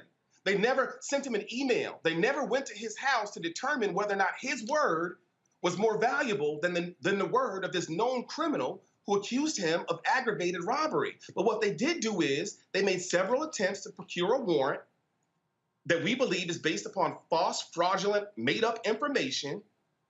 They attempted to show up and serve out this warrant without interviewing him. They did not give him the benefit of the doubt, and as a result, this man's mother is putting him in the grave at 26 years old with 2 degrees, a week after he was studying for the LSAT exam to go to law school. Something has got to change. People need to stand up and fight against this type of injustice. We are all sick and tired of being victimized by a system that doesn't have the inherent protections built into it to secure our basic freedom and safety on the streets in America. If this happened to Charion Lockett, it can happen to your child. Because as we see, a degree doesn't separate you from being a thug or criminal in the eyes of law enforcement. 2 degrees doesn't give you the benefit of a phone call before a police officer shows up and sticks the gun out the window of an unmarked car. There are no protections that separate innocent young black men from the police officers who assume that they're guilty as opposed to innocent and act aggressively and cost them their lives. And the sad thing is, this young man will never be back. He won't go to law school. He won't kiss his daughter on her cheek as he tucks her in at the end of the night. He won't be the world's greatest civil rights lawyer or a prosecutor or a civil defense attorney. His life was taken out, and he will never have an opportunity to fulfill his true potential. And it's based upon and rooted in the fact that these cops did a horrible job. They pulled up in an unmarked car and shot this man dead. They gave him the dignity of a drive-by shooting. Who are the thugs here? Who are the real criminals here? That's right. Last question. Was his gun tested? Were there any shots fired from that gun? We don't have any shell casings recovered. Was an autopsy done on him? Was there any powder burns on his fingers? So we don't know yet. That's the short answer. We don't know whether or not there's casings. We don't know whether or not there's powder burns on his hands. But at the end of the day, Brother Martin, there has been an autopsy. Have y'all done an independent autopsy? The family did do an independent autopsy. Okay. They tested for powder burns, and we're waiting for the results of that. Okay. But at the end of the day, Brother Martin, you have to also remember that even if he did shoot first. Oh, no, I understand. I totally get that. The only reason I was asking, because if there are no powder burns on his hands and there are no shell casings, what's the lie now? Right. And if it turns out that these signatures on these 2 warrants don't match and somebody forged the signature, they didn't have probable cause to be there in the first place. Gotcha. Absolutely. Absolutely. Taft, certainly keep us abreast of what happened. If there are going to be any public demonstrations, anything like that happening in Houston, please let us know as well so we can stay on top of this case. And certainly give our condolences to Mr. Lockett's family. Thank you, Mr. Martin. And you continue to speak power to justice, and we admire you and we respect you, and you are a great alpha man. I appreciate it. Thank you very much. Well, there's two other brothers on here as well, so we appreciate that. Thank you so very much. You're welcome. So for folks, y'all understand why we do what we do. Y'all understand, I'm literally texting some other journalists who are national journalists who are completely unaware of this story. And we keep seeing these stories all over. I told y'all the story when I was at TV One, and Brad Samuels, Brad Siegel, I'm sorry, who was the president of TV One, who was white, was questioning me why it seemed like this is the same story every day. And I was like, yeah, Brad, because black people keep getting shot by cops every day. And when they keep getting shot by cops, I'm gonna keep covering them. And I literally looked him in his eye, and I was standing in his office. I remember he was sitting at his desk, and I was standing up. I said, why don't you focus on prime time? I'll handle the news show. I had no problem telling that to his face. And so y'all, if we don't provide the space for attorneys like Taft and for these families, the brother out of Florida who we had on last week, the brother, the Jamaican immigrant who was shot and killed by the 4 white guys in Pennsylvania, and those guys were never even arrested. The black woman found dead in her bed on a date with this white guy. He didn't want to call the cops 6 hours later, and the cops never really even analyzed, in Bridgeport, Connecticut, never even analyzed the evidence. Let me just be real clear. You ain't seeing these stories consistently on CNN, MSNBC, Fox News, ABC, NBC, CBS, News Nation, even Black News Channel. And so we have to understand. We have to understand. In fact, I wish, Anthony, if you could turn that camera around. If you look at that wall, that mural that's in my office, is in my office for a reason. It says Black-owned Media Matters.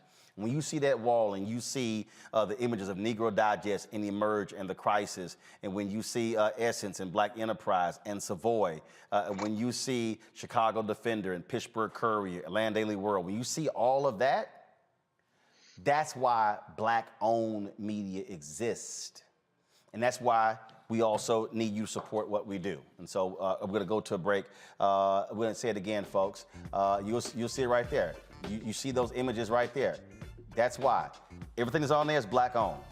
Now, BT is on there because they used to be Black-owned, but those are the publications that covered our stories, and that's why we are here today, because we have to do exactly what those Black folks did over the last 200 plus years.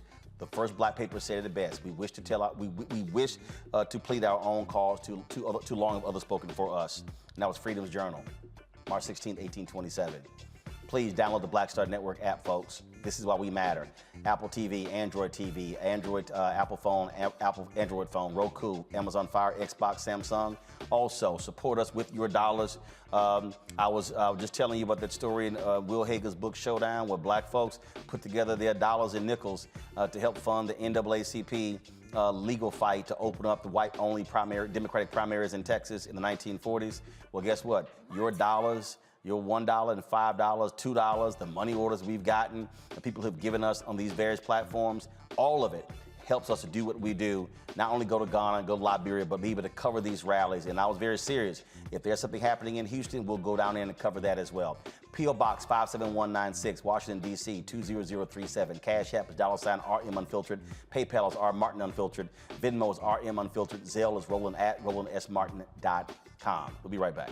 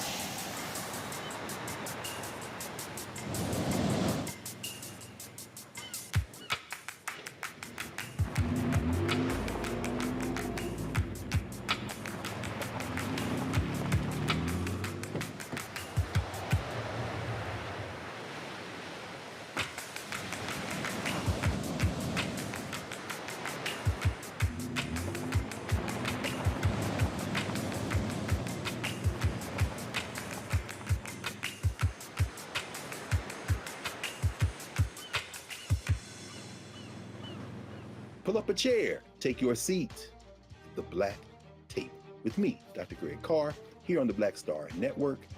Every week, we'll take a deeper dive into the world we're living in. Join the conversation only on the Black Star Network.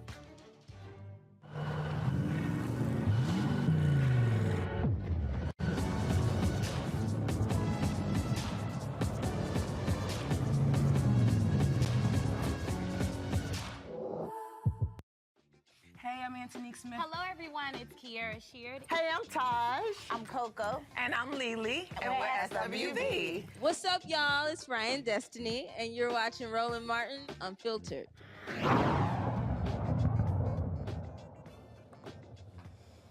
Folks, a perfect example of no accountability. The only officer to stand trial connected to the death of Breonna Taylor was today acquitted of all counts of felony wanton endangerment in the botched raid that led to her death. This is what happened today in the courtroom. Under verdict form number 1, we, the jury, find the defendant, Brett Hankison, not guilty of wanton endangerment in the first degree under instruction number 4, as that applies to Cody Etherton. Verdict form number 2, as to Chelsea Nepper, we, the jury, find the defendant, Brett Hankison, not guilty of wanton endangerment first degree under instruction number 5. As to verdict form number 3, wanton endangerment first degree as to Zayden F., we, the jury, find the defendant, Brett Hankison, not guilty of wanton endangerment first degree under instruction number 6.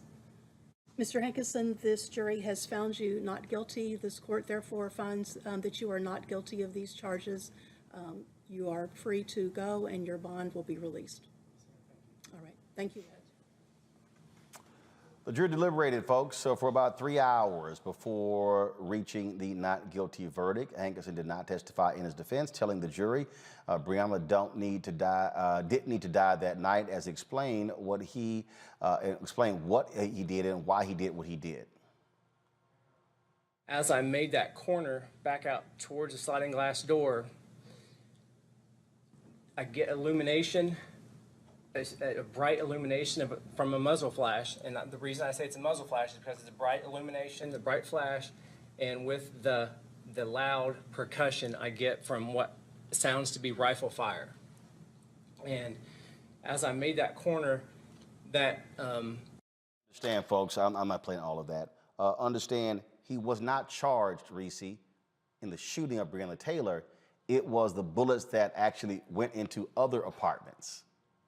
That's led to the charge. Right. So the reality is no one has been properly held responsible for the death of Breonna Taylor.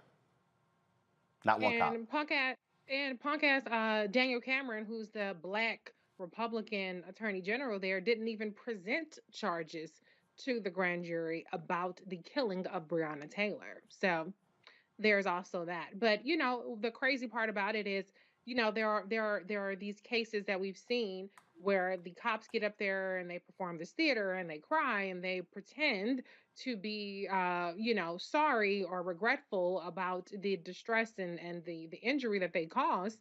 But Hankison didn't even do that. He said absolutely not when he was asked if he believed he did anything wrong. So, you know, this is par for the course. This continues to open it up and make it be open season, not just to the folks that are actually, you know, directly hit by these bullets, by these cops who come in guns blazing, but by their neighbors. Anybody can get it, as long as it means that these white police officers, because again, we've shown on this show multiple times, if you're black, if you're Asian, if you're Latino, they're going to convict your ass, or you have a much higher chance. But as long as these white cops get up there, now I guess he's performing with the tears there. But he was unrepentant about what he did. But as long as they have the ability to exert their will, particularly over black people, that's perception, even though white folks get killed by the cops all the time too, they're willing to sacrifice a couple of them as long as the white cops continue to do what they do to terrorize black citizens. Larry? You know, Roland, first of all, thank God for your platform, right? Because like we talked about the last story, if we wouldn't be talking about a lot of these stories. You know, this situation with Breonna Taylor, he's right, she shouldn't have been dead. But, you know, once again, we have to talk about in terms of law enforcement and behaviors, particularly when it comes to the deaths of black folks. listen, these constant stories about Black people being killed at the hands of law enforcement is just racial trauma, right? And Roland talked about earlier, since we've been here since 1619, and we're constantly dealing with these same stories. These people, any of these individuals that were killed, could have been me, could have been a cousin, could have been a neighbor, could have been a pastor, could have been a teacher, a principal, anybody in our community who looks like me. So it's time for us as a society to put an end to this. I don't think that's going to happen, but I'm once again sick and tired of reading these stories, sick and tired of having to deal with the racial trauma of these murders. And then once again, bottom line is, in terms of the justice system, seeing these individuals walk out of court and not being held accountable for their actions. Breonna Taylor is one of a number of Black folks each year to killed by hand of law enforcement.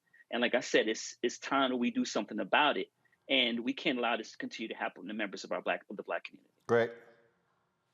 Yes, I agree. I agree, Dr. Walker and Reese. I mean, you know, when we see this guy, Brett Hankerson, with his tears, we understand, again, as we see a pattern here. First of all, they've organized these hunting bands, these subgroups among the patter rollers, these task forces, these warrant delivering crews, these wrecking crews. And so they're out hunting, they're out doing something that will allow them to shoot. The sister who was looking at you, Roland, from the wall, Idabelle Wells, when she wrote in her reports lynch law in all its phases, she was very deliberate about that. It doesn't start with the no knock. It doesn't start with the pistol. For a guy like Hankerson, it starts in the barbershop. Look at that crew cut. Look at that buzz cut. This is a mentality. It starts with the television shows we grow up on. As Gil Scott-Heron said, every channel that I stop on got a different kind of cop on.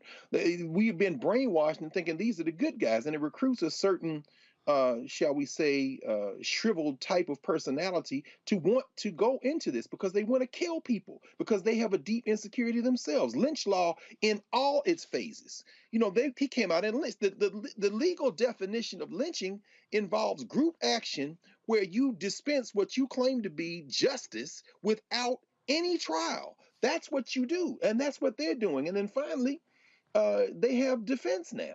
The defense in the courts, as you say, Reese, the man said, I did nothing wrong. Why? Because I followed procedure.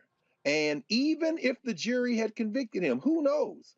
Perhaps like Judge Chu in Minnesota, who decided and looked at the white woman, Kim Porter, and moved by her tears, said, I'm going to give you 2 years because there really wasn't no human involvement. I can see your heart. We understand that these things cannot be reformed. Joe Biden wants to increase funding for the police. Maybe he does, maybe he doesn't. I don't know what's going in the mind of the mummy, but I know this. He's trying to win an election by appealing to a shrinking electorate, and he said what he thought he needed to say, whether he believes it or not. But what you don't understand is that now that you have this organized violence in a form that is legally acceptable, and you're right, Reese, Danny Boy Cameron made sure that he protected his patter rollers, you're leaving people with no other choice. As Ice Cube said, I'd rather be judged by 12 than carried by 6. Folks, similar to talk about the story out of Mississippi, a police call log reveals that Mississippi police were aware that a 3-month-old baby was in the front seat when they opened fire on a vehicle during a May 2020 deadly shootout. 3-month-old LaMelo Parker was killed after a high-speed chase and police shootout involving his father, Eric Smith, in May. Smith was a suspect in a Louisiana double homicide. Both Smith and LaMelo Parker died at the scene. So, again, that child, no shot at a life. In Philadelphia, police shoot a 12-year-old kid in the back, killing him. Police believe that Thomas Sedero shot at 4 plainclothes officers investigating an incident involving a gun Tuesday night. Officers say someone opened fire on their vehicle, causing them to shoot in return, striking the 7th grader in the back. Philadelphia Police Commissioner Danielle Outlaw tweeted this statement about the incident. Last night, a young child with a gun in their hand purposely fired a weapon at our officers, and by miracle, none of the officers suffered life-threatening injuries. However, the life of a young man was cut tragically short, and we should all be questioning how we as a society have failed him and so many other young people like him. I ask that our community come together and be the community, the village that we were intended to be, and that our children need. I assure the public that a fair and thorough investigation will be conducted by our Internal Affairs Division.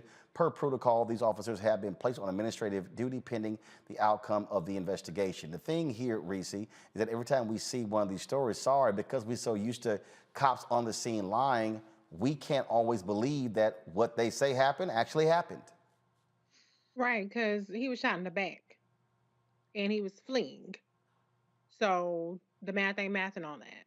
And as far as as a 3-month-old,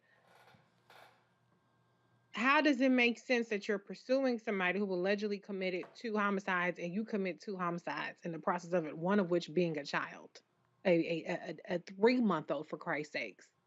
They continue to demonstrate their mentality, which is a depraved mentality, because as much as the victims of that double homicide deserve justice, that 3-month-old did not deserve to be executed because he was in the car with his father or with a man that was alleged to have committed a crime. He had no parts of that. He deserved to live. And the fact that they shot in that car, irrespective of that, LaMelo Parker, and irrespective of his life, is beyond disgusting. And then the one last thing I'll say is, as far as the commissioner, by some miracle, the cops weren't, harmed, but a little boy is dead. That's not a miracle, honey. Don't do that. That you could have saved all that first part, because you something wrong with you to even craft that statement where you start off touting a cop being a miracle and a child being dead, and you use the miracle for the cop part. No, it's something wrong with you. I'm just saying, Larry, but look, I'm seriously. I just, the problem is because we've seen too many cases like this, I simply cannot believe what police say happened until after the fact. Because we've seen it play out different way too many times. Yeah, first of all, the family, obviously the 2 homicides and now and the death of a 3-month-old, I can't even wrap my mind around that, Roland, to be honest with you. But I want to talk about Philadelphia also.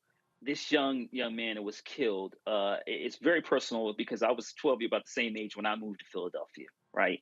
And I have to say that, I think, Reese talked about the commissioner's outlaw statement is it doesn't hit the mark, right? In terms of, trying to bring the community together with this tragic death of this 12-year-old. And you're right, Roland, as someone from Philadelphia, the city's got a long history of law enforcement not telling the whole truth when it comes to these kind of deaths. So I will call on Commissioner Outlaw and the Black elected officials and other officials in the city to make sure that this is properly investigated and we found out, what exactly happened. Because once again, shooting a 12-year-old in the back is not. It would be consistent with some kind of morals we want to have when the individuals who walk around a gun every day. So we need a thorough investigation in my hometown, and I look forward to finding out what the final report is. But also, I'm looking forward to seeing the NAACP and the various other civil rights organizations in the metropolitan Philadelphia area what they have to say about this. And Greg, this is the deal. Again, our culture has been, we don't believe the police. Cops have lied way too many times, and too many chiefs have believed what the cops on the scene said, and they had to walk it back. So I'm sorry. Look, I get her whole point. Yes, thankfully no cop was injured, but we still got to deal with the fact that a 12-year-old kid is dead, shot in the back. What happened? Yeah, that's right. And being a police chief is an impossible job these days, particularly in big cities. And you got a sister who was recruited to that job, one of several Black women who were considered for the position. And she's an impossible situation. And you're right, Doc. I lived in Philly for almost 20 years. I consider it my adopted hometown. This happened in South Philly. There's a white boy that got shot. Now, during the days of that punk Frank Rizzo, that would never have happened. South Philly. They shooting white boys in South Philly. The police. Can you imagine that? Well, they don't even give you a damn ticket for parking in the middle of the damn street. You know how that is, Larry. But what's fascinating, again, we see, and Roland, I promise you, I almost felt like today you curated all these stories with these common themes. This was a task force. What the hell is a social media gun task force? Where you monitor social media, and if there's a report of a gun, you send the cops out in, next phase, They're camouflage, which is plain clothes. They sitting in plain clothes, and then they say, this guy over here looks like somebody who fits the description of what we saw on social media. So they arrest a 17-year-old and let him go. They ain't say, wait, is that the guy? What did the 12-year-old have? These task forces, these subsets, and you know who gets recruited to these task forces. These cats who can't wait to unhitch their trigger. Nobody cam footage in this. And then when we look at Biloxi, they couldn't wait. Who all was involved in this chase? Who was involved? The Harrison County Sheriff's Office, the Hancock County Sheriff's Office, the Louisiana State Police, the East Baton Rouge Sheriff's Office, the Gulfport Police Department, the Mississippi Highway Patrol, and the U.S. Marshals, the worst of them all. They ganged up, and then they go say this boy who killed this child's mother and her nephew, indefensible. They saying they're using the baby as a human shield. Well, I don't give a damn if he was using the baby as a human shield. You know why you shot in that car? Because there were no humans involved. And in y'all's mind, you just eliminating a 4-month-old threat because before he get old enough to shoot back at you. These people are beneath reform. They're beyond reform. This thing has to be dismantled at this point. And if you don't understand that, Joe Biden, well, God bless you. Because guess what? People gonna start taking stuff in their own hands. I'm not saying that because I want that to happen. I'm saying it because you're leaving people with no choices. Yep. Indeed. All right, folks, gonna go to a quick break. We'll be back to finish out the show. You're watching Roland Martin Unfiltered on the Black Star Network.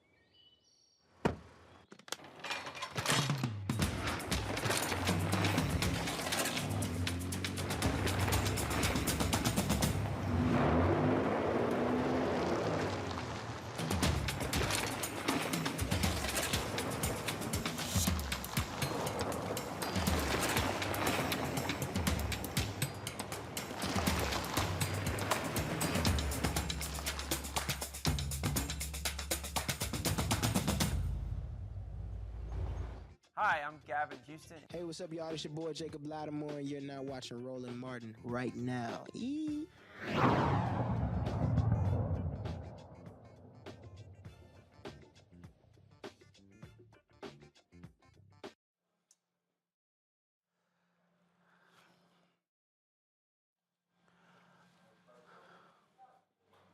All right, folks, let's talk about what happens when you kill a whole bunch of people and all you do is pay a settlement to get out of it. The Sackler family, they paid $6 billion in a civil settlement related to Purdue Pharma's role in the opioid epidemic. Connecticut led the way in the multi-state negotiations. The state's attorney general, William Tong, says the money will help fight the epidemic and the families who lost loved ones. Tong says this agreement does not release the Sacklers from potential criminal liability in the future. The Sackler family founded Purdue Pharma, the maker of OxyContin. As part of the agreement, institutions can remove their name from buildings as well as scholarships. The thing about this story that is quite unique, Larry, is that we're talking about a company that aggressively marketed these drugs, knowing full well the impact. When you read some of these stories, when you read how the hundreds of thousands of pills were being sent to certain cities that it far exceeded the number of people living there, how they were targeting doctors. I mean, this company literally created a marketing campaign that has killed thousands of Americans, and they get to write a check. Yeah, $6 billion is not enough money for the lives they've ruined. And let's keep in mind the folks they're still dealing with addiction, right? So even long after this money is spent, those folks will still be dealing with addiction. Let me also add, when you talk about the Sackler family, when you go to museums and various other, I go to from city to city, I see their name everywhere. It should be removed from all scholarships, as you said. Any museums or any other entity that took money from the family, it should be removed and they should return the money. But the damage that it did to this community, to the family, to this country, to the community, and all the, like I said, all the folks that are nameless that we don't know anything about that lost their lives because of addiction, and all those who are still struggling with addiction. While I'm quite sure for the Attorney General in terms of getting this settlement, it certainly is a relief for him. But generally speaking, you're right, Marlon. So many thousands of people have lost their lives, and like I said, many of those folks are still dealing with addiction, are still alive, and $6 billion is not enough. In fact, they should have to every single dime they've ever made from selling, getting this glossy marketing campaigns they use to get physicians to market, to give these pills to citizens that didn't know that they would become addicted, and some lost their lives, lost their families, lost their jobs, lost their pensions, and the long-term impact is not even, it doesn't even equate to $6 billion. Reese, I'm sitting here reading the New York Times story here, and it's quite interesting reading this story. And it says that as the opioid crisis began to wreak havoc across the country, two branches of the Sackler family, whose forebears, along with another branch, founded the privately owned company in the 1950s, presided in various leadership roles at Purdue in the last 20 years. The company worked with a cadre of doctors who spoke at medical conferences praising OxyContin for being safe and effective. Though many other opioids soon crowded the market, OxyContin stood out for the no-holds-barred aggressiveness of Purdue's sales force and the market dominance of the drug. 500,000 Americans have died as a result of opioid overdoses since the 1990s. They made billions. Essentially, these are serial killers who only have to write a check. Yeah, and how much money do you need to make? Like you make so much money that the check that you're cutting is $6 billion. And trust me, they wouldn't be cutting a $6 billion check or agree to a $6 billion settlement if it wasn't a little bit of skin off their back. It's excessive. Drugs really kind of sell themselves because don't nobody want to be in pain anyway. So the fact that they went this aggressively and they had to inundate the market and create this false demand for it is so depraved and so unconscionable, and there were real life consequences to it. But what I will say on the other hand is, where is the settlement from the CIA for pumping crack in the communities? Because all we got is a bunch of crack cocaine disparities and prison sentences and lives ruined as well. So I don't know, maybe $1 trillion. They need to cut that check. If we're talking about opioid crises and how it's devastated, addiction has devastated American families, let's talk about that part as well. The thing here, Greg, that people have to understand is that when we have this conversation, what are we talking about? We're literally talking about companies. When they are targeted, they just simply write checks. You look at when JP Morgan got busted for their practices, okay, we'll write a check. And here's the deal people don't realize. When these companies do these settlements with the federal government and they write a check, it's a tax write-off. Yes. It's a tax write-off. The legal bills and the settlement is a tax write-off. That's right. That's right. That's right, Roland, which means we end up funding it, or we end up suffering in terms of not having public dollars available for education, not having public dollars available to put safety nets in place. And as you say, Reese, when it comes to the Sacklers, between 2008 and 2017, they pulled close to $11 billion out of Purdue Pharma, beyond the scope of being able to attack. One of the reasons that the Connecticut Attorney General did not want to settle this on these terms, he said, quote, they will be able to fund this little dent, as you said, this little skin, they'll be able to fund it through their average investment returns alone. They've got until 2030 to pay this off. Not only are they not going to miss any money, they are going to make that back long before 2030. This is nothing for them. And to underscore what you said, Dr. Walker, they're probably more worried about prestige. right here in D.C. at the Smithsonian, the Asian Museum across from the National Museum of African Art. That was the Sackler Museum. Well, guess what? They took all the signs down, except their name is still chiseled in the stone above the museum. I saw it last week when I was down there. They're not going to miss this money. And as you said, the money they did pay, which they'll be able to get back on their average return on investment without doing anything, that money, tax write-off, means the burden shifts to the very people, including all the people whose families were victimized, to make up for that if they want to have any services from the government. This is how capitalism works. The rich truly are different. Indeed. Folks, final two stories. Wednesday, Vice President Kamala Harris and Labor Secretary Marty Walsh visited Durham, North Carolina to highlight the administration's work to empower unions and boost the job market. Vice President Harris took a tour of Durham Technical Community College where she praised the diversity of American workers.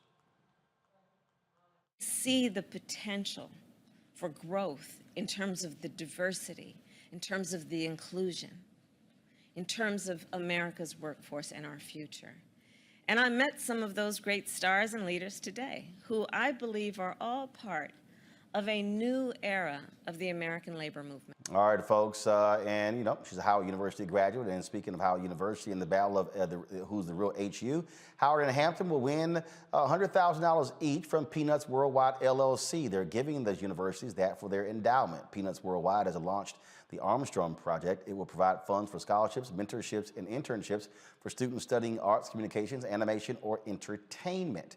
The project honors Robin Franklin Armstrong, the cartoonist who inspired the first African-American character in the Peanuts comics. So certainly congratulations to both of those universities. All right, folks, that is it for us. I certainly appreciate it. Glad to have you here, Reese, Greg, Larry as well. Greg, this was one of the outfits, Greg, that I was given in Liberia. So I love that, brother. And it's maroon and black too, so it's in Texas A&M colors.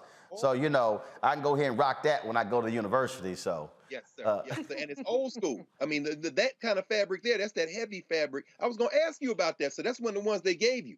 Yeah. So this is one of the pieces they gave me. And so I have several others. And so I'll be rocking those again. And of course, folks, again, as I said, next week, we're going to be running some of the pieces that we did in Liberia. But tomorrow, thank you very much. We're going to have the docuseries, the first part of the docuseries of course, when we were in Ghana. Folks, we had some amazing interviews. You do not, trust me, you do not want to miss what we have put together for this. It's going to be 10 parts. We're going to air a new episode every single Friday, so you don't want to miss that. Also, y'all, you got to watch the content we're doing on Black Star Network. I mean, Deborah Owens' show, Get Wealthy, where we're dealing with financial issues.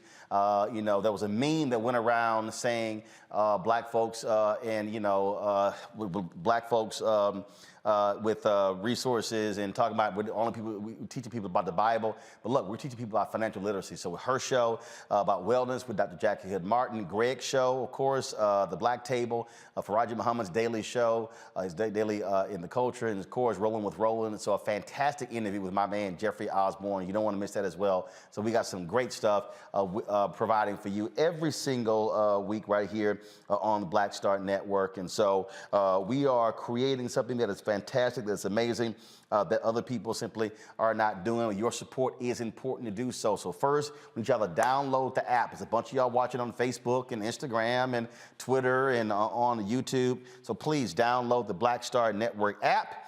Of course, all platforms out there: Apple phone, Android TV, Apple TV, Roku, Amazon Fire TV, Xbox One, Samsung, and of course, you can also, please, your dollars matter. So please support us as well, of course. And that is, you can send checks and money orders to P.O. Box 57196, Washington, D.C. 20037. And of course, Cash App is $RM Unfiltered. PayPal is R Martin Unfiltered. Venmo is RM Unfiltered. Zelle is rolling@martin.com. Hey, if y'all are watching at 9:25 Eastern, I'm going to be on Dan Abrams' show, which is on News Nation. We're talking about President Biden's comments on Fund the Police. Dan is a huge supporter of the police, and so we're going to be discussing this whole issue of defund the police. And so trust me, y'all don't want to miss this conversation. Y'all know I'm going to bring the funk. guaranteed. So just check your local listings to look up Newsman Nation. Dan Abrams' show, so I'll be on at 9:25 Eastern. And so trust me, you don't want to miss it. And so we'll be rolling on it as well. So we'll show you some of that tomorrow right here on Roland Martin Unfiltered. All right, folks, until then.